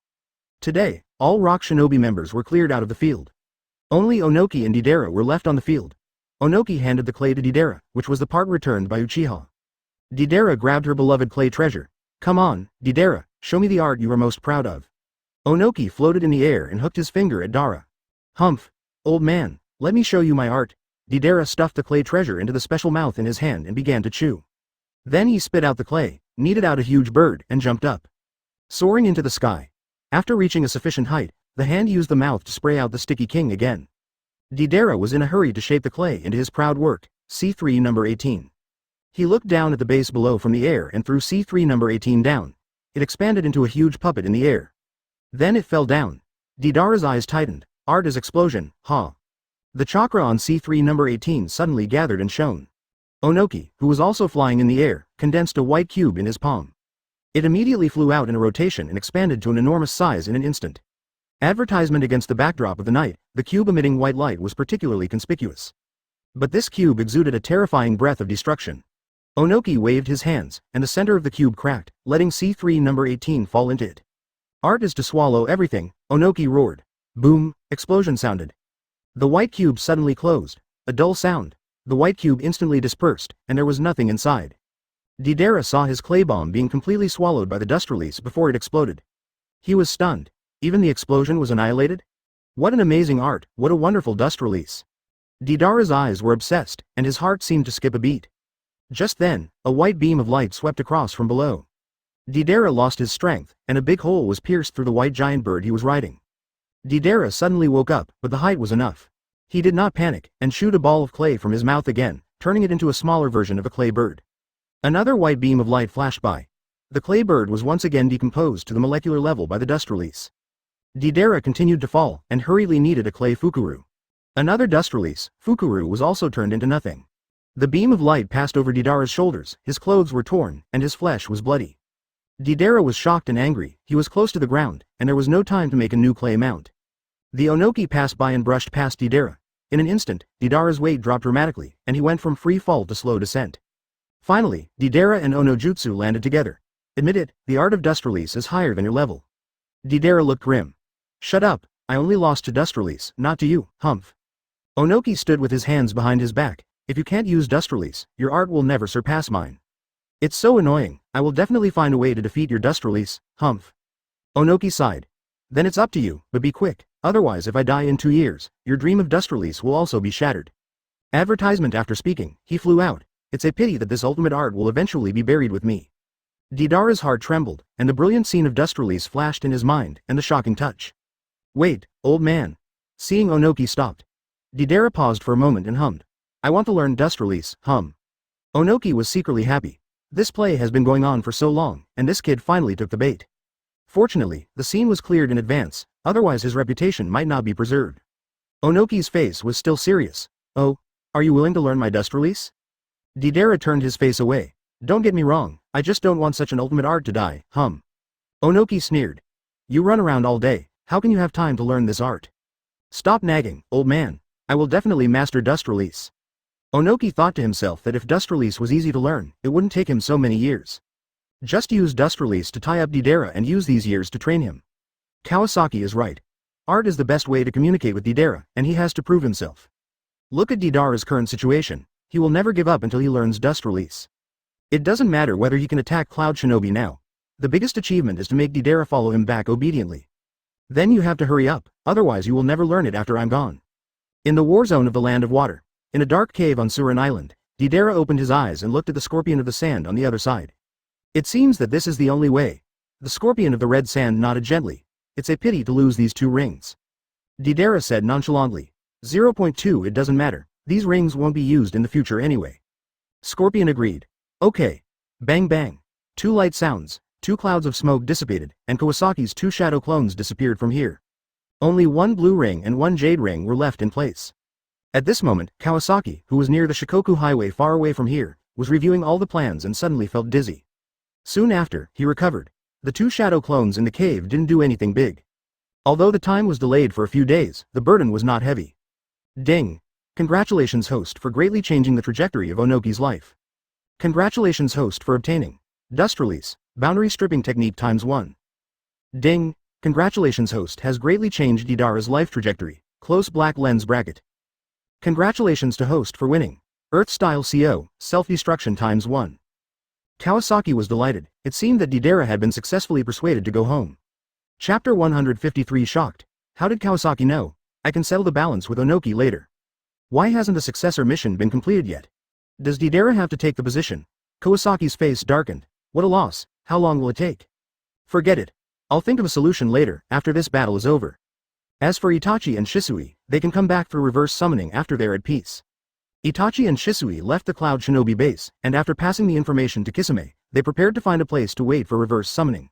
The 2 sneaked all the way, avoiding Cloud Shinobi's scouts and Mist Shinobi's eyes and ears. According to their observations, Mist Shinobi's manpower has indeed increased a lot. Perhaps they will soon launch an attack on Cloud Shinobi. The 2 sneaked towards the seaside. At this time, an Uzumaki suddenly appeared in the air on the coast of Surin Island. Obito, wearing a black cloak, appeared here. Obito determined the direction and estimated the position in Kamui space. Then he sneaked into it again. When he got out of the space again, he was close to the base of Cloud Shinobi. He searched around and finally found the spy left by Zetsu with the perception ability of his right hand. 28 Obito slapped the ground with his palm, and soon a white Zetsu emerged from the ground and reported. Itachi and Shisui left the base of Cloud Shinobi today. A smile flashed in Obito's eyes. What a coincidence. According to the address provided by White Zetsu, Obito went to look for it. On the battlefield of Water Country, on Jinren Island, Shisui and Itachi found a cave. The 2 planned to rest here, and Kawasaki called them back. All around was quiet. In the darkness, a hand quietly rested on Shisui's shoulder. Shisui's whole body was numb, and he was in a state of panic. Shisui suddenly opened his eyes, and his pupil power burst out instantly. The bright red 3-tomo Sharingan instantly evolved into Mangekyō Sharingan. The pattern like a 4-pointed star began to spin wildly. Shisui's Susanoo, which had been hidden for many years, appeared instantly. The green Susanoo was formed immediately. Obito was shocked back. The cave had limited space, and after Shisui summoned Susanoo, the powerful momentum instantly enveloped Itachi. Shisui's green Susanoo supported the ground with his arms, his chest was open, and a rotating red Magatama inside released countless green light arrows. Boom! Boom! Boom! The stones in the cave fell one after another. Obito activated Hollow, and countless light arrows passed through his body. Advertisement: the stones above his head also passed through his side one by one. Shisui does have Mangekyō. Obito originally wanted to use Kamui in his left eye to deal with Shisui's Susanoo. But Shisui destroyed the entire cave in an instant, and the collapsed rubble and the diffuse dust made it impossible for Obito to lock their position. With Shisui's roar, Susanoo flew into the air. The top of the cave suddenly became clear. Shisui and Itachi took the opportunity to rush out. Obito snorted coldly. Want to run? Then he jumped out of the cave. Under the bright moonlight, Shisui had taken back Susanoo and hid behind Itachi. It's you, Obito, Obito sneered. I originally only wanted to get a pair of Mangekyō, but I didn't expect Shisui to also have Mangekyō. What an unexpected gain. Swish, swish, swish. Itachi had no intention of talking to Obito, and threw the shuriken directly.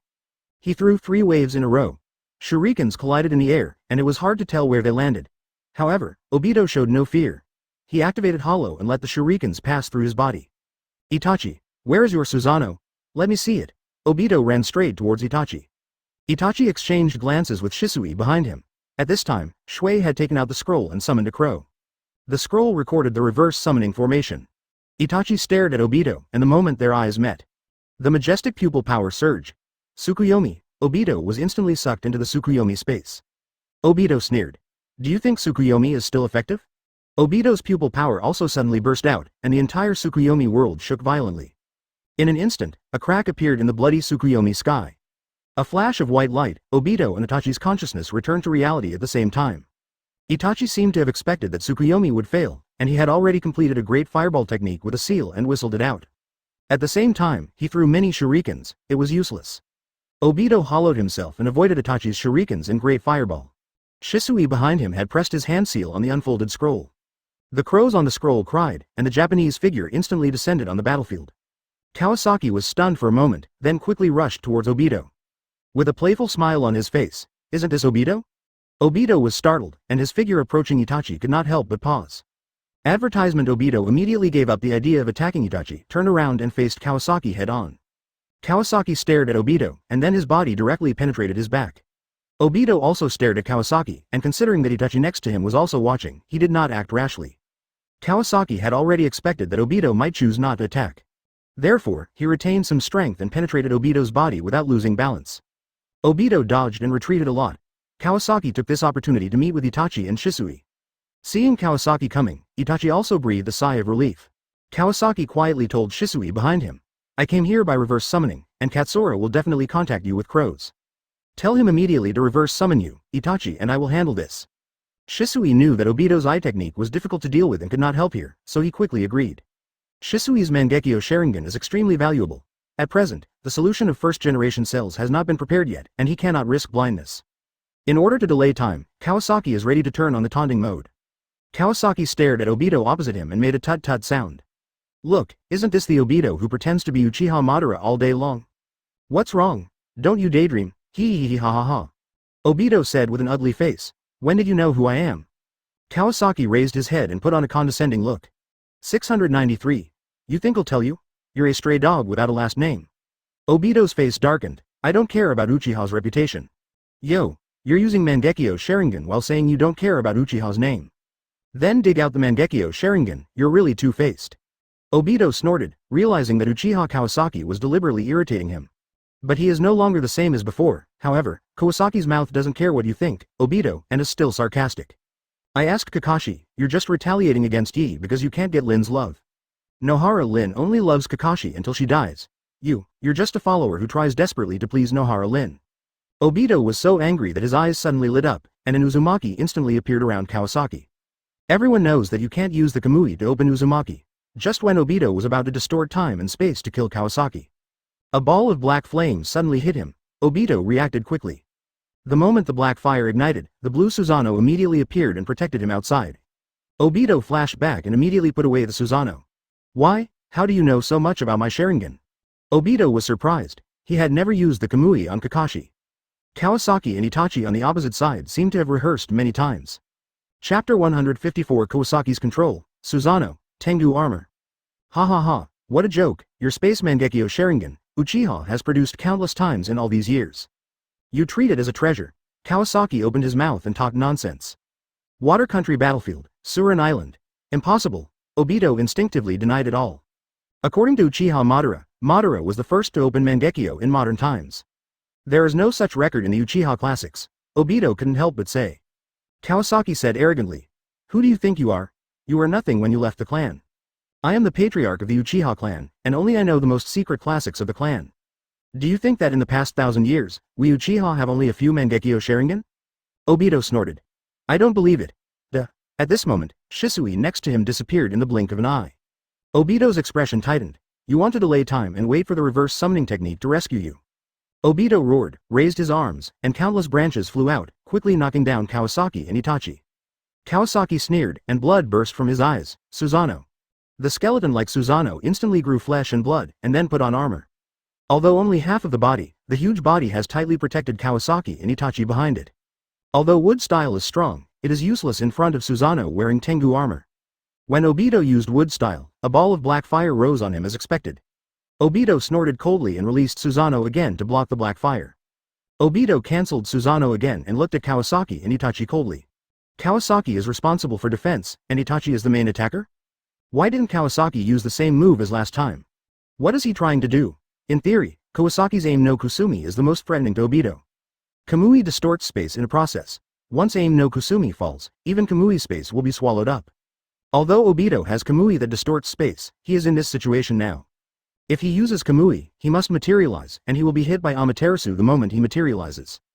And Amaterasu can only be removed by Susanoo for him. Advertisement Kamui Uzumaki is not instant, which makes his current attack speed slower than Itachi. This puts him in an awkward situation. If he wants to attack, he has to use Kamui to break Kawasaki's Susanoo. When using Kamui, he has to take an Amaterasu, and then he can only use Susanoo to resist. When Susanoo and Kamui are used at the same time, Kamui's distortion speed is not fast. Kawasaki and Itachi were well prepared and could dodge. It has become a deadlock. Obito carefully looked at Kawasaki's Susanoo. His chakra was extremely stable. Where did he get so much pupil power? And Itachi's eyes began to bleed. I want to see how many times you can use Amaterasu. Obito snorted coldly and rushed directly towards the two. Kawasaki saw blood coming out of Itachi's eyes and covered his face, red liquid slipping from his fingers. Obito noticed and felt relieved. Kawasaki led Itachi forward. Itachi used Tsukuyomi once and Amaterasu twice from beginning to end, and the blood in his eyes never stopped. But Kawasaki had formulated a tactic against Obito before. At this point in time, Itachi can consume his pupil power to his heart's content, and it would be best if he could seriously injure Obito. At this time, Kawasaki had taken back Susanoo. He and Itachi fought close to Obito, but Obito was very cunning. During the fight, Obito also turned on hollow. As long as Kawasaki and Itachi showed a flaw, Dai Wong would take the opportunity to enter. The scene became a physical show of Kawasaki and Itachi. But the two held knives in their hands, cooperated tacitly, and were murderous. Obito kept shuttling between the two's attacks, but the two cooperated perfectly and didn't give him any chance. Once again, Obito was about to materialize and attack Itachi's neck, but Kawasaki slashed his eyes with a knife, which was extremely painful. Several consecutive attacks were resolved by Kawasaki in a clever way. Kawasaki's control over his body and his reaction speed in the battle were extremely fast. Obito had no chance to attack at all. Kawasaki's Sharingan rotated quickly, adjusting his body and making all kinds of incredible movements. No matter how outrageous the movements were, Kawasaki could leave no flaws. Kawasaki enjoyed the convenience brought by Minato's super-fast reaction. Every time Obito had the opportunity to materialize, Kawasaki instantly captured it, making it impossible for him to attack. Advertisement After attacking for more than a minute, Obito was still hollow and had not found a flaw. At this time, Kawasaki kicked through Obito's body and sneered. Obito, how long can your hollow last? 5 minutes, 10 minutes, or half an hour? The hollow is over. Do you think you can escape? Today, we are hunters, and you are the prey. Kawasaki's words were true. Obito knew that although he could maintain the illusory state for a long time, he had to show up in person to launch an attack. The previous method of relying on Susanoo to resist Amaterasu was no longer sustainable. If he wanted to pose a real threat to Kawasaki and Itachi, he had to use Susanoo to confront it head-on. Obviously, Itachi and Kawasaki's eye skills were limited, and their eyes could not bear it for too long. What Obito didn't know was, Kawasaki didn't use Susanoo or perform the aim no Murakumo style because he had other plans in mind. Kawasaki's perception was extremely amazing, and Surin Island was the front line of the water country, and the situation was favorable. He had only shown the 20-meter-tall half of Susanoo before, which was very conspicuous in the dark. Not only Kirigakure, but also the spies of Cloud Shinobi Village. And the spies of other forces that have landed on the island, all came one after another. As for Konoha, the team that arrived here was the interrogation master Ibiki, which made Kawasaki quite familiar. The people from all parties were almost all there, and the stage was set. The time had come. Ibiki had also recently landed on the island. Now the whole island was turbulent and full of dangers. Therefore, Ibiki did not dare to act rashly, and his team acted very low-key. Only in a relatively safe situation did they collect intelligence and send it back to Konoha. Tonight, Ibiki and his team suddenly heard a violent explosion, and then saw Susanoo's figure. So, the 8 of them quietly approached, intending to find out what was going on. When they approached the scene, as expected, the spies of Cloud Shinobi and Mist Shinobi came into view. Several forces discovered each other, but due to the distance, they could only collect intelligence on their own. Obito, who had been struggling to find a good opportunity to attack, finally decided to use his Susanoo. Obito's Mangekyō instantly accelerated and released a huge eye power. The blue Susanoo rose from the ground. Dang! With the blessing of Obito's huge eye power, the blue Susanoo quickly regenerated flesh and blood from bones and put on Tengu armor. With great pressure, it made a shocking appearance. Moreover, Obito's Susanoo form is the whole body, Tengu armor mode, and the height is fixed at 70 meters. Although Obito has the ability to open Susanoo larger, he feels that the current scale is enough. Susanoo stands on Surin Island like a giant light bulb. It can be clearly seen from several kilometers away. Susanoo has a wide variety of weapons. Obito's Susanoo does not wear a sword, but gives birth to a huge shuriken.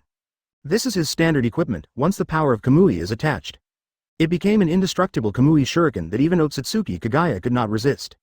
Kawasaki winked at Itachi, who understood and lowered his eyelids. His blood-red pupils suddenly opened, and the orange-red Susanoo came out. Under the unsparing pupil power, Itachi's Susanoo grew flesh and blood from its bones. Finally, he put on the Tengu armor, Chapter 155 Susanoo, Kamui Shuriken. Although he was wearing armor, but it was only half of his body, and the height was only 20 meters. Facing Obito's 70-meter-high Susanoo, he was just a dwarf. After all, Itachi was only 16 years old at this time, and both chakra and pupil power were far inferior to Obito, who was already 25 years old. Moreover, Obito also had the bonus of Hashirama cells. Kawasaki also activated Mangekyō Sharingan at the same time, releasing his Susanoo. Although the golden Susanoo was only 50 meters tall, its momentum was not inferior to that of Dai Zhuang. Obito's face was ferocious, and Susanoo waved his hands, and 4 huge shurikens flew out instantly. 2 each went straight to Itachi and Kawasaki. Itachi's side received a Yusaka no Magatama, which hit one of the shurikens. Kawasaki's Susanoo drew out his saber and slashed at the remaining shurikens. The shuriken was suddenly bounced away, and Kawasaki's Susanoo also showed up. Kawasaki pretended to cover his eyes, but the red liquid still dripped from his fingers. Obito laughed wildly inside the Susanoo. It turns out that your pupil power is almost gone. It's Itachi who needs to use his hands to block a shuriken. No wonder you're reluctant to use Susanoo. In this way, the threat of Uchiha Kawasaki has been greatly reduced. Obito's arrogant laughter spread out without any cover. The spies of various forces below heard it clearly. Especially Morino Ibiki of Konoha, 160 was particularly concerned about the information of Susanoo. And Obito glanced at Itachi's side. Obito originally wanted to see how Itachi defended this shuriken, but Itachi had just blocked a Yusaka Magatama for Kawasaki. He couldn't throw a second one in the short term, not to mention that Itachi's Susanoo was too small compared to Obito's, and the level was too different. It was difficult to shoot down the Susanoo shuriken like Kawasaki. However, Itachi's Mangekyō continued to bloom, and his pupil power continued to increase. The orange-red Susanoo raised her right hand, and a light burst out, like a burning Susanoo, and a huge shield suddenly appeared in her hand. Itachi's Susanoo's artifact, the Yata mirror, appeared in her palm. The moment the shuriken hit the Yata mirror, its speed suddenly stopped. Boom! Although the sound was deafening, but all the kinetic energy was dissipated, and Itachi and his Susanoo were unharmed. Obito's pupils shrank suddenly. This is Yata mirror. Obito knew this artifact very well. In front of the Yata mirror, ordinary Susanoo shuriken did not hurt it. Advertisement Itachi's Susanoo actually has this treasure. Huh. Obito took a deep breath. Since Kawasaki's pupil power is about to run out, he must, let him end it here completely today. The blue-green Susanoo was glowing all over, and Obito pushed his pupil power to the limit. The eye of Kamui turned, and the pupil power poured into Susanoo's shuriken. The shurikens strengthened by the power of space trembled slightly, and then were thrown out swiftly. The 2 shurikens attacked Uchiha Itachi at a very fast speed. At the same time, Uzumaki formed by Kamui's power also appeared on Itachi's Susanoo. If he didn't dodge, Kamui's power would pass through the hole, but the dodge route was blocked by Obito's Kamui shuriken. The situation was extremely critical. At this time, Kawasaki's Susanoo suddenly hit Itachi's Susanoo. Itachi's Susanoo moved horizontally, and Kamui's power only broke one leg of Kawasaki's Susanoo. Although the flying Kamui shuriken swallowed everything, Kawasaki had already prepared a countermeasure. Itachi was also the first time that he was able to use his pupil power so wantonly and summon the artifact nurtured by Susanoo. A smaller hand stretched out from the right side of the orange-red Susanoo, and a small gourd appeared in it. Susanoo grasped the gourd, and a flame burst out and condensed into a sword in an instant. Kawasaki frowned slightly. Isn't this the 10-fist sword? Itachi has mastered it at such a young age. If this sword hits Obito, won't Obito die on the spot? Itachi and Kawasaki were on the left and right. Itachi's flaming giant sword suddenly extended and inserted directly into Kamui's shuriken. Kamui's shuriken burst out a huge Uzumaki, which Itachi swallowed up completely. And tore the left half of Itachi's Susanoo. If Itachi hadn't dodged in time, I'm afraid even his arm would have been involved. Itachi's eye pain intensified. He tried to summon the artifact for the first time, and resisting this attack consumed a lot of his pupil power. Kawasaki's Susanoo weapon was even more slender, and hit Kamui's shuriken from a distance. The flying shuriken drew Uzumaki in the air. In an instant, Kawasaki's weapon seemed to be swallowed by Uzumaki. However, Kawasaki took Obito's fatal blow. Itachi and Kawasaki had blood on their faces, Madara, and both were breathing rapidly. Obito threw out the Kamui shuriken, thinking he had a sure win, but Kawasaki seemed to have seen through the secret of the Kamui shuriken. He detonated it from a very far distance. This caused Obito to waste a lot of his pupil power and chakra in vain. All 3 of them were breathing rapidly, and Obito's eyes could not hide the murderous intent. Advertisement Kawasaki's eyes flickered, and he didn't know if this scene was played just right, and Itachi was really about to collapse. At this point in the battle, Obito still believed that he had a greater chance of winning, because Kawasaki's pupil power was definitely not as durable as his own. The aim no Kurasaku style, which posed the greatest threat to him, had never been used. Moreover, judging from Itachi's Susanoo, Itachi's age was obviously unable to maintain this Susanoo for a long time. The advantage is on my side, Itachi groaned, and finally couldn't hold on and collapsed to the ground. The Susanoo on his body dissipated immediately, and blood and tears flowed from his eyes. Kawasaki's face tightened. Itachi's collapse came earlier than expected. But it was almost over. Kawasaki made a little calculation. The play was over. It was time for Obito to go home. On the other side, Obito saw Itachi fall to the ground, and he was secretly happy. Itachi really couldn't hold on. A great opportunity. Obito continued to draw out the remaining pupil power, and gathered Kamui Shuriken again. But the void trembled, and Obito's heart was cold. This familiar feeling. While Obito's attention was distracted by Itachi, the weapon in Kawasaki's hand had completed the aim Kurokumo-style condensation. Kawasaki's Susanoo gradually covered with a halo, and the surrounding space trembled and became chaotic. Susanoo took a big step and pounced on the king with a violent attitude. Obito was cold all over and had no time to attack Uchiha Itachi. Hastily threw the Kamui Shuriken in his hand at Kawasaki. At this moment, Kawasaki was close at hand. Layers of blurred phantoms appeared on the huge blade of Kawasaki's Susanoo. He slashed at the Kamui Shuriken. The space power of Kamui Shuriken and Kawasaki's space-consuming power exploded instantly. First there was a thunderous roar, followed by the sharp echo of glass shattering resounding through the sky. The space power suddenly exploded, like countless tiny lightning bolts scattered. Obito and Kawasaki's huge Susanoo were almost instantly hit by the space power. The moment Susanoo touched the space power, it disappeared. The two were like being electrocuted, and flew out with the Susanoo shattered. The nearby spies trembled on the ground, not to mention that every movement of Susanoo was as shocking as an earthquake. Such an attack containing the power of time and space is unheard of and unseen. Chapter 156 Kamui Space. Kawasaki defeated Obito, and Konoha's interrogation captain Morino Ibiki always keeps calm. Although the aftermath of the scene was enough to kill them, Ibiki, holding a telescope, still captured the details. Both Itachi and Kawasaki had blood flowing from their eyes when they activated the Mangekyō Sharingan. Itachi's condition was more serious, with blood and tears on his face, and he had fainted at this time. Obito was still in shock. The aftermath of the collision of the power of time and space was so powerful that it directly shattered his Susanoo. Fortunately, he was able to hollow and avoid the subsequent aftermath damage. But Kawasaki on the opposite side was probably not much better. When Obito looked up, he was greeted with a cold smile. Kawasaki recovered Susanoo faster than Obito, even in this short time. Obito's nightmare has been condensed, aim Murasaki. How is it possible? Obito panicked. Why is Kawasaki's pupil power stronger than mine? Why hasn't he gone blind yet? Why? This is the first time Obito has carefully examined Kawasaki's eyes. From the pattern, Kawasaki's eyes have never been layered with patterns. It should be an ordinary Mangekyō Sharingan, but this surging pupil power. It is definitely not an ordinary Mangekyō Sharingan. Obito looked carefully and found a horrifying fact. The blood on Kawasaki's face did not seep from his eyes at all. Kawasaki is deceiving him. Obito felt cold in his heart and wanted to retreat. A vortex swirled in the air. Obito penetrated it at a speed beyond the past. Obito's heart beat like a drum when he entered the Kamui space. He did not dare to stay and moved quickly in the Kamui space. Over there, Kawasaki stood still. The aim Kusugakashiki in his hand did not dissipate.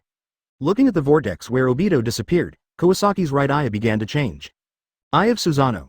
A large amount of pupil power was injected into it in a short period of time, causing Kawasaki's eyeball to swell and ache, but he endured the discomfort. His eyes traveled through the void, and the sky gradually became blurry from clear. As if the universe was just created, points, lines and surfaces in the space appeared one by one. A gray figure appeared in Kawasaki's eyes. Obito, who was in the Kamui space, was about to breathe a sigh of relief. A sense of panic came over him instantly, as if someone was watching him in the void, and Obito was terrified. Advertisement, how could it be? How could it be? Quick. Quick. Quick. Countless thoughts flashed through Obito's mind. The Sharingan left in his hand during the previous experiment. Suddenly, a strange glow bloomed. Kawasaki locked onto a point on the sea surface. The aim Kusugakashiki slashed down fiercely. The weapon broke through the water, making a sound like glass breaking. A big hole was instantly split open in the sea. The seawater on both sides stagnated for 2 seconds before slowly closing. The place where the seawater met stirred up waves and made a rustling sound. The spies around saw this scene, and their faces changed. Is this something that human power can do? Who can resist such an attack, and how can they resist it? Especially the mist shinobi people, seeing this hole, seemed to remember something extremely terrifying, and everyone was stunned. In the Kamui space, a huge crisis came instantly, and Obito's eyes went black. Then he lost consciousness. Kawasaki released Susanoo breathlessly, and then covered his eyes with one hand. Red liquid overflowed from his fingers, dyeing Kawasaki's face blood red. Most of the spies in the distance saw this scene. Kawasaki took a few breaths and seemed to have recovered. He was sure that the performance just now had been witnessed by everyone. Kawasaki was extremely cautious and good at hiding. Now, his only open opponent is Obito. But in the dark, Black Zetsu and Madara, who may be resurrected at any time, are also threats. There may be other unknown enemies. Only when he has enough trump cards can he feel at ease. He used the Susanoo I too late, and I am afraid that Dai will use Igeji. If he had not installed other Sharingan, he should be able to destroy one of his Mangekyō. Kawasaki looked at Itachi on the ground and quickly helped him up. Kawasaki noticed the glances around him and quickly left the scene with the unconscious Itachi in his arms. Other spies did not dare to chase him. Even if Kawasaki was injured, everyone still remembered the power of his Susanoo just now. No one dared to act rashly. Kawasaki found a relatively safe place. Advertisement 2 shadow clones were assigned to keep watch. Then he checked Itachi's condition. Madara had bloodline on Itachi's face, and the whole person had fallen into a coma. Unlike the fake blood on Kawasaki's face, Itachi's blood came out of his eye sockets. Itachi looked really miserable at the moment. Kawasaki shook Itachi and found that his injury was more serious than expected. It seemed that the 16-year-old Itachi using the artifact was too much of a burden on his body. Fortunately, Kawasaki himself was a master of healing, and he would give him a mouthful of milk when he couldn't get it. Itachi had fainted and couldn't bite him. Kawasaki pried open Itachi's mouth and directly put his finger in. With his other hand, he gently lifted Itachi's chin and lifted it up, and Itachi bit Kawasaki's finger. A healing energy immediately poured into Itachi's body. Itachi's heavy breathing gradually became smooth. Kawasaki breathed a sigh of relief and pulled out his finger. Fortunately, there was no trouble. Recalled 2 shadow clones. I'll take Itachi back first, and I'll leave the rest of the work here to you too. The 2 shadow clones patted their chests confidently. Don't worry, we'll take care of this place. Zero as always, he loves to joke. Kawasaki shook his head and looked at his bitten and bleeding finger. He immediately made a seal. Summoning technique. He immediately summoned a crow, told it the news, and let it fly away. After a while, Kawasaki and Itachi disappeared instantly. The 2 shadow clone also went to perform their respective tasks. Uchiha territory. Iori and the tribe members launched a reverse summoning technique together. Summoned Itachi and Kawasaki back. Chief. Seeing Kawasaki and Itachi covered in blood, Iori was very scared. Kawasaki jumped off the platform holding Itachi. He rushed to the direction of Uchiha Hospital and ordered, "Tell Fugaku and Mikoto immediately, and wake up Sasuke," saying that Itachi was seriously injured. After calling Sasuke, send a copy of the news to the first information room. Although Iori was panicked, she remained calm. Yes, clan leader. Kawasaki said as he casually wiped off the bloodline on his face. This thing may be good for fooling others, but it won't work for Tsunade. He quickly reviewed the whole incident in his mind. Although Obito's surprise attack disrupted some of Kawasaki's plans, such an emergency plan had been prepared long ago. Itachi's overuse of his eyes was also discussed before. It's just that I didn't expect Itachi to awaken the Yata Mirror and the 10-fist sword at such a young age. The 2 god-tier weapons consumed him too much, it almost drained him dry. Fortunately, I have Karen's healing ability, otherwise it would be really difficult. It's now late at night, and the clan is silent. Chapter 157 Kawasaki's terrifying eye power, Orochimaru. Sasuke, who was dreaming, was suddenly awakened by the sound of a door breaking. He suddenly woke up from his dream and subconsciously reached for the Kusanagi sword beside the bed. He opened his eyes, but saw Uchiha Iji standing there. Iji's sister, you. Iji's face was as calm as a pool of water, and she interrupted Sasuke without giving him any time to speak. Go to the hospital quickly, Itachi was seriously injured. What? Sasuke's mind was like being struck by thunder, and it roared. Brother. Sasuke jumped off the bed and went out without even putting on his coat. Iji did not accompany Sasuke to the hospital, but copied all the information and stored it in the first intelligence room. The intelligence room was empty, with only a table and an intelligence scroll on the table. After Iji closed the door, a snake quickly slid down from the roof. The snake bit the scroll and disappeared with a bang. 033. Uchiha Hospital. Since Tsunade came here, life has become very regular. During the day, she teaches the Uchiha tribe medical ninjutsu in the tribe, and gambles a few games after dinner at night. Although she often loses, she still enjoys it every day. The Uchiha tribe gives her generous rewards, so she naturally devotes herself to it, so she controls the time she goes to the casino very strictly. She always goes home late at night. Today, Tsunade has fallen asleep, but she never thought that she would be awakened by a loud noise soon. After all, Tsunade has experienced the battlefield, so he woke up almost immediately. Tsunade, come down quickly, Kawasaki called from downstairs. Because the number of people in the Uchiha hospital is increasing, Tsunade moved his lounge to the 4th floor. Hearing the sound, Tsunade put on his coat and went downstairs. The Uchiha tribe in Konoha basically do not go on missions, so at night, there is no one else in the hospital except Tsunade and Shizune. The door on the 1st floor was opened, and Kawasaki placed Itachi, whose face was covered in blood, on the bed. Tsunade frowned, and hurriedly pushed Kawasaki away, and went forward to examine Itachi. As Tsunade started, he felt a little relieved. Fortunately, there should be no worries about his life.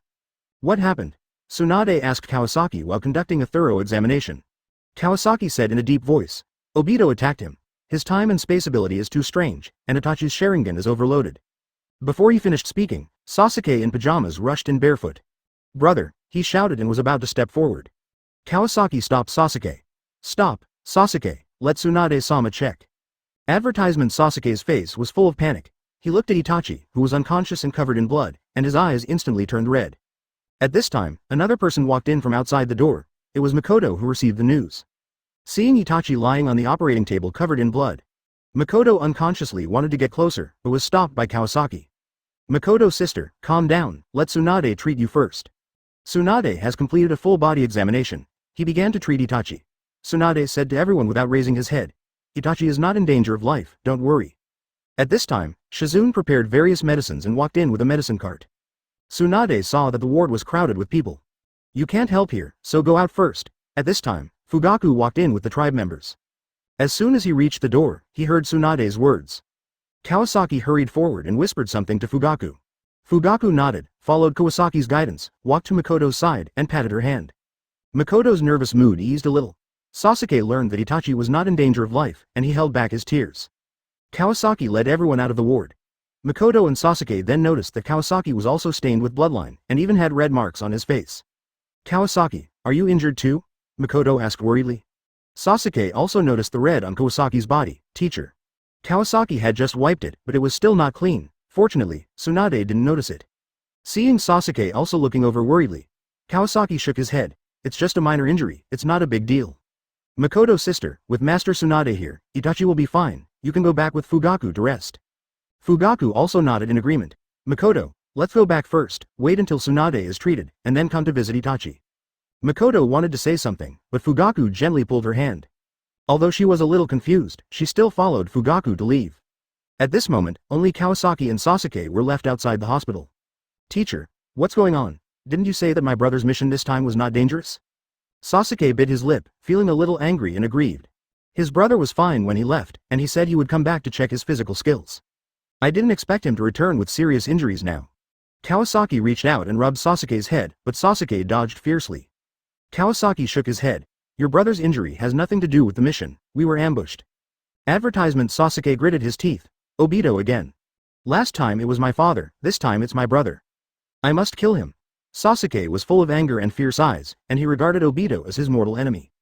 Kawasaki looked at Sasuke intently, and he was not concerned about Sasuke's angry little face. But the growth of Sasuke's spiritual power. Kawasaki didn't have time to wipe the blood off Itachi's face before he took him to Tsunade for treatment. He specifically asked Sasuke to come here to observe which emotion could stimulate Sasuke more. Kawasaki's pupil power was already very strong, and now he has even cultivated the perfect form of Susanoo, which is more than enough to deal with Obito. But there are several considerations for deliberately making it like this time. Kawasaki also deliberately let Itachi overuse his pupil power. Because Itachi's body can already carry the eternal Mangekyō. In the future, he can't be the only strong man in the clan. Let Itachi evolve into the eternal Mangekyō, which can pave the way for the expansion of Uchiha. Another point is that if the ordinary Mangekyō Sharingan is abused, it will cause great damage to the eyes. Kawasaki has many means and is not afraid of going too far. Let Itachi suffer a little to test whether it can stimulate Sasuke to open his eyes. But according to Kawasaki's observation, whether it is the worry about Itachi's serious injury or the anger and hatred for Obito's sneak attack, or maybe it's a complaint to himself, it has little effect on improving Sasuke's mental strength. Since this doesn't work, try another way. He comforted him. The power of spacetime ninjutsu is beyond your imagination. Obito can severely injure your brother with the help of your brother and 0.6 me. You can't handle it now. Sasuke's face was full of dissatisfaction. I will work hard, I will definitely surpass my brother. Kill Obito. Kawasaki patted Sasuke's shoulder, then I'll wait. You go back to sleep first, I'll guard here, I'm waiting for my brother to wake up, Sasuke said stubbornly. Kawasaki shrugged, not trying to coax Sasuke. Instead, he was thinking about how to cooperate with Itachi to inspire Sasuke again. Hokage building. At this time, the third Hokage was still working at his desk.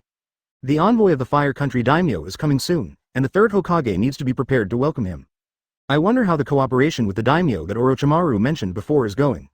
Orochimaru pushed the door open and said, Old man, you are still here. Chapter 158 Ōtsutsuki's Evolution, Kawasaki's Harvest. What's the new information? The third Hokage knew that Orochimaru's late-night visit must have something to do. Orochimaru said with a smug look on his face. The latest news is that Uchiha Kawasaki was sent to the battlefield of the water country and fought a fierce battle with Obito. Although he won, it was a tragic victory. Itachi was seriously injured and has not woken up yet. A gleam of light flashed in the third Hokage's eyes. When did this happen? It just happened not long ago, Orochimaru said coldly. It just so happens that people from the fire country are coming, and I plan to confront Kawasaki. The third generation thought about the current situation in the ninja world. We can't provoke a large-scale war anyway. Then he lowered his voice and asked, are you sure you can make Kawasaki bow his head? Orochimaru smiled and replied, don't worry, old man, Uchiha has suffered a loss this time and can't escape. Orochimaru said confidently, the Uchiha will never dare to fight back, because their Mangekyō Sharingan has defects. The third generation stared at Orochimaru. What defects? Orochimaru's face was full of cunning smiles. Every time you use the Mangekyō Sharingan, your eyesight will deteriorate, and eventually you will go blind. Fugaku has not appeared since the last war. Itachi was seriously injured this time, and it is estimated that his eyes were also seriously injured. The Uchiha clan will never dare to turn against us. After hearing this, the third generation took a deep puff of the pipe. I see, no wonder Fugaku has been hiding Mangekyō, and Kawasaki doesn't use it in front of others. Old man, you have to cooperate with me, inside Uchiha territory. On a bench outside Uchiha Hospital, although Sasuke said he would wait until Itachi came out. But Kawasaki used a simple illusion to make Sasuke fall asleep. Then he asked Iori to take Sasuke back. Kawasaki also sent a message to Shisui using Ninja Crow, asking him to stay at the Shikoku border first and not to leave before receiving instructions. He himself did not rest, but turned around and went back to the hospital. At this time, the treatment of Itachi was over. In fact, Itachi was physically exhausted, and the treatment was completed by hanging nutrient solution. But Itachi's eye condition made Tsunade very worried. Itachi's eyesight was not long after the last examination. But Itachi's eyesight has deteriorated badly now. Tsunade is sure that Itachi's vision will be greatly reduced this time. But in a coma, Tsunade is not sure to what extent it will be reduced. Advertisement. It seems that Kawasaki did not lie to her, and Mangekyō Sharingan really has this problem. Tsunade sighed. Tsunade, how is Itachi? Kawasaki pushed the door open and asked. Tsunade looked at Kawasaki with complicated eyes. Itachi is not in danger of life, but the eyes. Kawasaki sat on the bed. His expression was a little heavy. Well, I know. Strong power always has risks. If Itachi's eyes could not suppress space-time ninjutsu, we would both be in danger. Tsunade shook her head helplessly. Her 100 healing technique was no exception, under high-intensity combat. Itachi will probably have to recuperate for a while this time. But these nutrients can help him recover faster. Kawasaki nodded. Remember, thank you for your hard work, Tsunade, you go to rest first. Tsunade saw that Kawasaki wanted to stay here and wait for Itachi to wake up, so she didn't say anything more. She stretched and yawned. I'm going to sleep first, let Shizune help me with the class this morning. Okay, I'll arrange it. After Tsunade left, Kawasaki also closed his eyes and rested beside the bed. He was not too worried about Itachi because he could check Itachi's condition on the power panel. He only needs to discuss the follow-up plan with Itachi as soon as he wakes up. The message was passed to Orochimaru last night, and Orochimaru should take action soon. While waiting idly, Kawasaki closed his eyes and began to simulate the battle in his dream. In the dream, after Kawasaki defeated everyone, he left Sasuke and tied him aside. Start practicing Susanoo. After taking back the divided pupil power from Fugaku, Kawasaki's eternal eye is truly complete. With the addition of the pupil power of the eternal eye and the assistance of the chakra of the Uzumaki clan. In theory, Kawasaki has the ability to perform the complete form of Susanoo. Just like Sasuke, it can be used as long as the hardware meets the standards. But in fact, forming the complete form of Susanoo is much more difficult than Kawasi imagined. To condense such a huge amount of chakra and finally form it into the posture of the god of war, the required pupil power and chakra are astronomical. And the Susanoo that fails to form will quickly dissipate. Madara was able to do it because he had been through many battles and lived a second life. As for why Sasuke could do it, Kawasaki was puzzled. In the end, he could only guess that it was because of Indra's reincarnation. After several failed attempts, Kawasaki solved Sasuke in his dream and returned to reality. Advertisement. Seeing that Itachi had not woken up yet, Kawasaki sat on the bed and fell into thought. There was no consumption in practicing in dreams, and there was no need to wait for the pupil power to recover like in reality. Kawasaki trained Susanoo more than Obito, but in the current situation, Kawasaki's most proficient skill was not the third stage of Susanoo. At this stage, he could quickly activate the Aim Musakumo sword in the eye of Susanoo. The promotion route Kawasaki set for himself was to continue to train Susanoo until the body was finalized. And after completing the body, he would be proficient in using the Aim Musakumo sword in the eye of Susanoo. At the same time, he simulated the practice of the 3 sage modes in his dreams to find the sage mode that best suits the human body. And Grandmaster all 7 chakra attributes. Chakra attribute. The term is not quite accurate, it is more accurate to say that it is the nature transformation of chakra attribute. Only with a specific attribute can one practice this kind of change in a targeted way. Kawasaki originally only had two attributes, thunder and fire, with fire as the main attribute and thunder as the auxiliary attribute. Many advanced ninjutsu involve nature transformation. Without the corresponding nature transformation, it is impossible to perform advanced ninjutsu. Attributes are usually innate, and it is difficult to practice them acquired, almost impossible. Few people do this thankless task, because it takes a long time to deepen the ninjutsu with existing attribute changes and to develop attribute changes that are not owned from scratch. The former can see progress, while the latter may take a lot of time and still not be satisfactory. But after Kawasaki has attribute affinity, this difficult to practice attribute becomes possible. So when there is a task to increase attribute affinity, Kawasaki will consider whether he can do it. As long as the attribute affinity is obtained, the practice of the ninjutsu of this attribute will be twice the result with half the effort, and the development of nature transformation will also be natural. Now Kawasaki still lacks wind and sun in attribute affinity. However, the Uzumaki family has a yang constitution. If things go well, after summoning Nagato, yang should be enough. Although he has thunder, Kawasaki also plans to practice after getting attribute affinity, which will be easier. For a bloodline like the Ōtsutsuki family, the minimum requirement is to fuse 7 nature transformations. Kawasaki has never thought about becoming a member of the Ōtsutsuki family. But he can strengthen himself according to the evolutionary ideas of Ōtsutsuki. Therefore, the fusion of 7 nature transformations is the most basic requirement. Kawasaki's most valuable skill at the moment is the 6 paths mode obtained from Naruto. But this 6 paths mode is not only valuable in combat power, but more importantly, the power of 6 paths can reshape the body. On the basis of comprehensively improving various attributes, what will the body look like? Kawasaki is also full of expectations. While thinking about it, Itachi's body on the bed squirmed slightly, showing signs of waking up. Kawasaki came back to his senses and saw that Itachi had indeed opened his eyes. Advertisement Chapter 159 Tsunade. Sasuke's Sharingan. Itachi moved his body and felt a pain all over his body, as if he was pricked by needles. This was the result of excessive physical exertion. Especially his eyes, which were in unbearable pain. The figure beside him seemed blurry, but he could still recognize that it was Kawasaki. "Senior, is that you?" Kawasaki held Itachi's hand tightly. "Can you still see my face clearly?" Itachi replied. "Not bad." Kawasaki shook his head gently. "No, you can't see clearly anymore. Your eyes are already blurry." Itachi was startled, then nodded silently. Kawasaki smiled lightly, and then explained to Itachi in detail. The next day, Uchiha clan territory. Sasuke opened his eyes suddenly. "Why am I in bed?" "No, brother." This time Sasuke jumped out of bed, finally remembered to put on his coat, and rushed out the door. Straight to the hospital. Sasuke rushed to the hospital panting and found that his brother had woken up. Master Tsunade was talking to the teacher. "Under the circumstances, I'm afraid it will be difficult to fight again." Sasuke was shocked. "Master Tsunade, what did you say? What do you mean it's difficult to fight again?" Itachi listened attentively, and then looked at Sasuke with empty eyes. "Is it Sasuke?" "Brother, it's me, Sasuke." Sasuke was filled with fear. He stepped forward and held Itachi's hand tightly, turning his eyes to Tsunade. Tsunade sighed. Itachi's eyes are almost blind. Under such circumstances, he can no longer participate in the battle. Sasuke's eyes were red, and he was overwhelmed with grief and could not control himself. "Brother, why is this happening?" Itachi lay on the bed with a pale face, forced a smile, and slowly pulled his hand out. He shook his index finger lightly and touched Sasuke's forehead. "Forgive me, Sasuke. I can't practice with you anymore." Sasuke stood there in a daze, with many scenes flashing through his mind like a movie replay. From his brother carrying him home when he was injured as a child, to his brother teaching him to throw shuriken, to Itachi teaching him taijutsu before he left home, until his brother's forced smile in front of him. Advertisement under Kawasaki's close attention. Sasuke exuded a repressed aura that suddenly intensified. Sasuke unconsciously activated the Sharingan, and the positions of the 2 tomo changed, and a 3rd tomo appeared in the vacant space. He fell on Itachi, tears streaming down his face.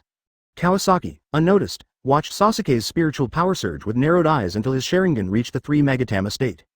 Sure enough, the key to prompting Sasuke to activate a higher level of Sharingan is not anger, but the severance of the bond. Tsunade to Sasuke's Sharingan was quite surprised to turn into 3 Magatama, and she had some thoughts in her mind. However, Itachi's vision was seriously damaged, and she thought he could at least see. Unexpectedly, Itachi said that he could hardly see. Tsunade has confirmed that Itachi's condition is similar to Fugaku's, and both are recoverable. Unfortunately, the young Itachi has not yet started a family and career, and his vision has failed. Currently, the only option is to consider eye transplantation, or... Tsunade said at this time, "Orochimaru is quite accomplished in cloning technology, maybe you can ask him if he can clone eyes for Itachi." Sasuke looked up suddenly, with tears still on his face. "Tsunade-sama, are you serious?" Tsunade pondered for a moment. Kakashi's eyes have been successfully cloned, but they have not been implanted yet. She and Orochimaru were teammates, although they were dissatisfied with him using his grandfather's remains for experiments in the past, so they haven't seen each other for a long time. But the third Hokage always sent people to pass on messages to Tsunade when she was gambling. Tsunade ignored it at first, but the Anbu personnel were smart and left after delivering the message. Therefore, she was still aware of the progress of Kakashi's eye cloning. As for whether the Sharingan of your Uchiha clan can be cloned, it is unknown. Orochimaru can give it a try. As for whether Orochimaru is willing, Kawasaki interrupted Tsunade. It doesn't matter, he will agree. Kawasaki seemed confident. Sasuke asked in surprise, "Teacher, are you serious?" Kawasaki stroked Sasuke's head. The child didn't know about the evolution of his Sharingan yet. Leave it to me. By the way, I have a good news for you. Your Sharingan has evolved. Sasuke was stunned, and then pursed his lips. Brother's eyes have recovered, which is the best news. Itachi behind Sasuke closed his eyes and smiled. Water Country War Zone. Surin Island. Since all Cloud Shinobi members have retreated to their base, Mist Shinobi has mobilized all the troops on Surin Island and gathered them here. The original plan was to launch a tentative attack on Cloud Shinobi last night. But because of the fierce battle between Obito and the Uchiha members, everyone's attention was attracted. Although the Cloud Shinobi side was not sure of the other party's identity, it was clear that he was here to assassinate Toyochiya. When their spies arrived, Shisui had disappeared, and was replaced by the Uchiha leader Kawasaki. It was not until Obito finally disappeared that they were sure that the man was Uchiha Obito. Mistakenly thought that Obito was only here for revenge. And the Mist Shinobi side immediately concluded that this person was Obito. When they saw Obito return to the Water Country, their first reaction was that he was reborn.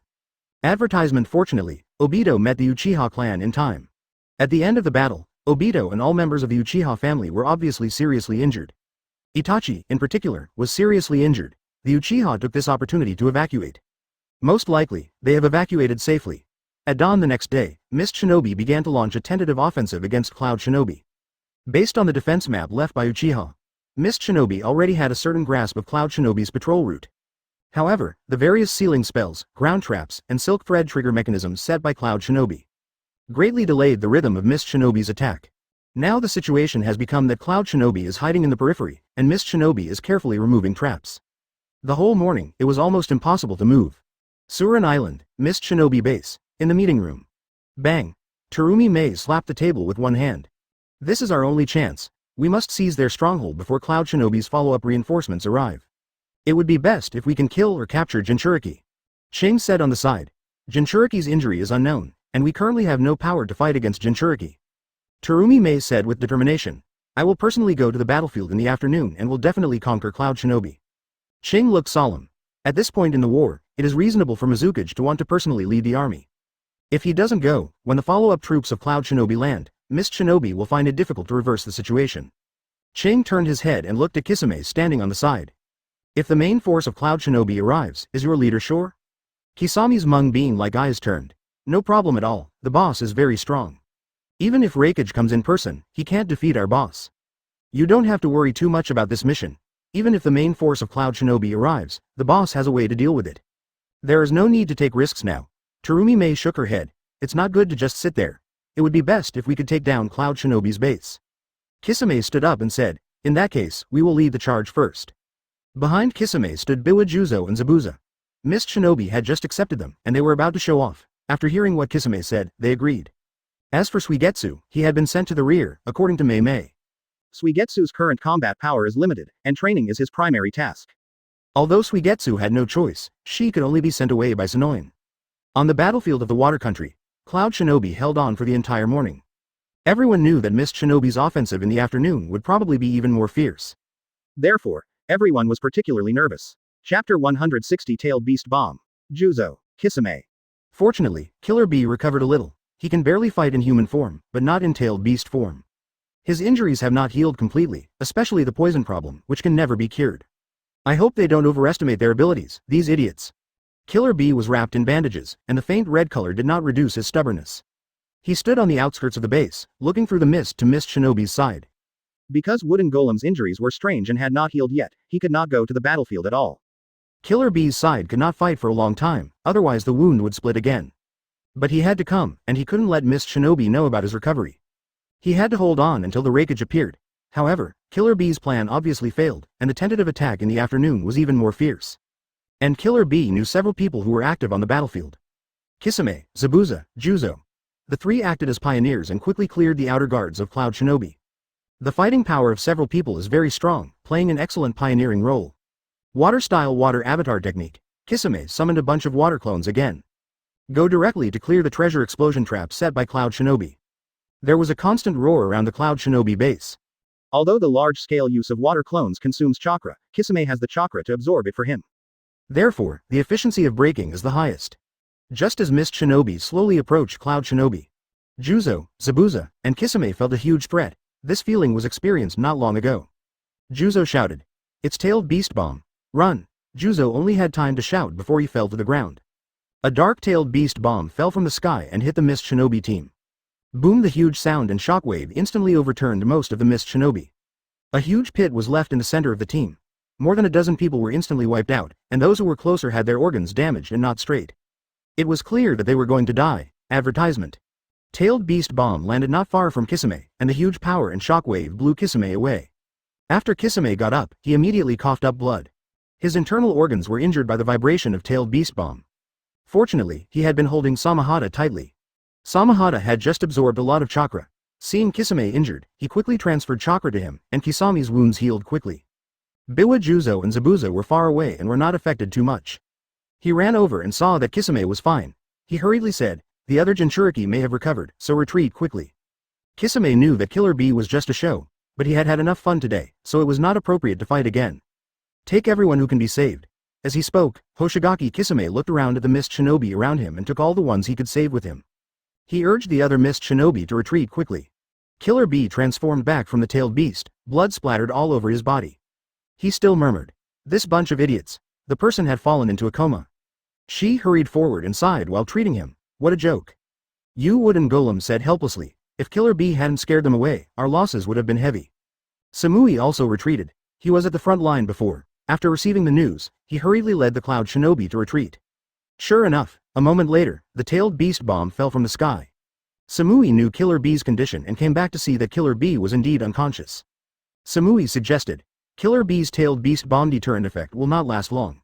If Mist Shinobi attacks again, we will be in a passive position. Why don't we give up this stronghold? Now that Killer Bee is unconscious, the only one who can make the decision is you, wooden golem." You wooden golem pondered for a moment and asked She, "How many wounded can't fight?" She was in charge of this matter. He calculated in his mind and came up with a number. 53 people can't participate in the battle, and there may be more today. You wooden golem sighed. It is not easy to establish a base in Sanagakure. But with the two Jinchuriki injured, Cloud Shinobi cannot resist the attack of Mist Shinobi. Now it is a good idea to abandon the base, disperse the troops, delay time, and wait for the Raikage to arrive before gathering.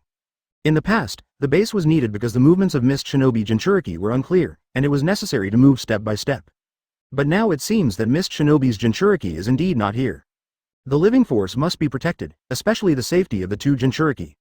Konoha Village. Inside the Hokage's office, "Old man, I'm back." A familiar voice sounded. Advertisement: long black hair, goatee, wearing a black tight combat uniform, and a green Jonin mail. The red mark of Anbu was tattooed on his shoulders and back, the emblem of the Fire Country was on his waist, and he was holding a cigarette in his mouth. It was Sarutobi Asuma. The third Hokage took a puff of the cigarette. It's earlier than expected. Although Asuma also had a cigarette in his mouth, he didn't light it. "If you hadn't been in a hurry to call me back, I wouldn't be so anxious." Asuma's tone was calm and his expression was calm. He said he was anxious, but his face was not anxious. The third generation sighed as they looked at Asuma's easygoing appearance. If Asuma had not been so rebellious in his early years, the burden of Konoha would have been handed over to him long ago. Asuma now can be said to be a prodigal son. Although the two did not completely open their hearts, the third Hokage could still see the change in Asuma. It is not too late now, there is still time to cultivate slowly. For now, let Orochimaru deal with those tricky Uchiha. The third generation thought so in their hearts, but said, "This time Cloud Shinobi and Mist Shinobi have already fought, and it is still unknown how the next battle will be. Don't leave the village for the time being. A group of students will graduate from the ninja school soon, and you will be their team leader." Asuma didn't ask much. "I know, I'll go find Hong first." The third generation nodded. Asuma stepped out of the office, then took out a lighter to light a cigarette and took a deep breath. He slowly exhaled the smoke, and the image of the rebellious boy in the past was gone. Since becoming one of the 12 guardian ninjas, he has experienced many turmoils such as disagreements with Kazuma and even the split of the organization. Asuma gradually understood his father's difficulties. In recent years, the Uchiha clan has been extremely active. To be precise, it was after Uchiha Kawasaki emerged that the clan's power increased significantly. Each strategic deployment greatly increased its own strength. In contrast, the reputation of the third Hokage was severely damaged by several incidents. Especially Danzo's betrayal, which almost cut off the possibility of Uchiha and Konoha reconciliation.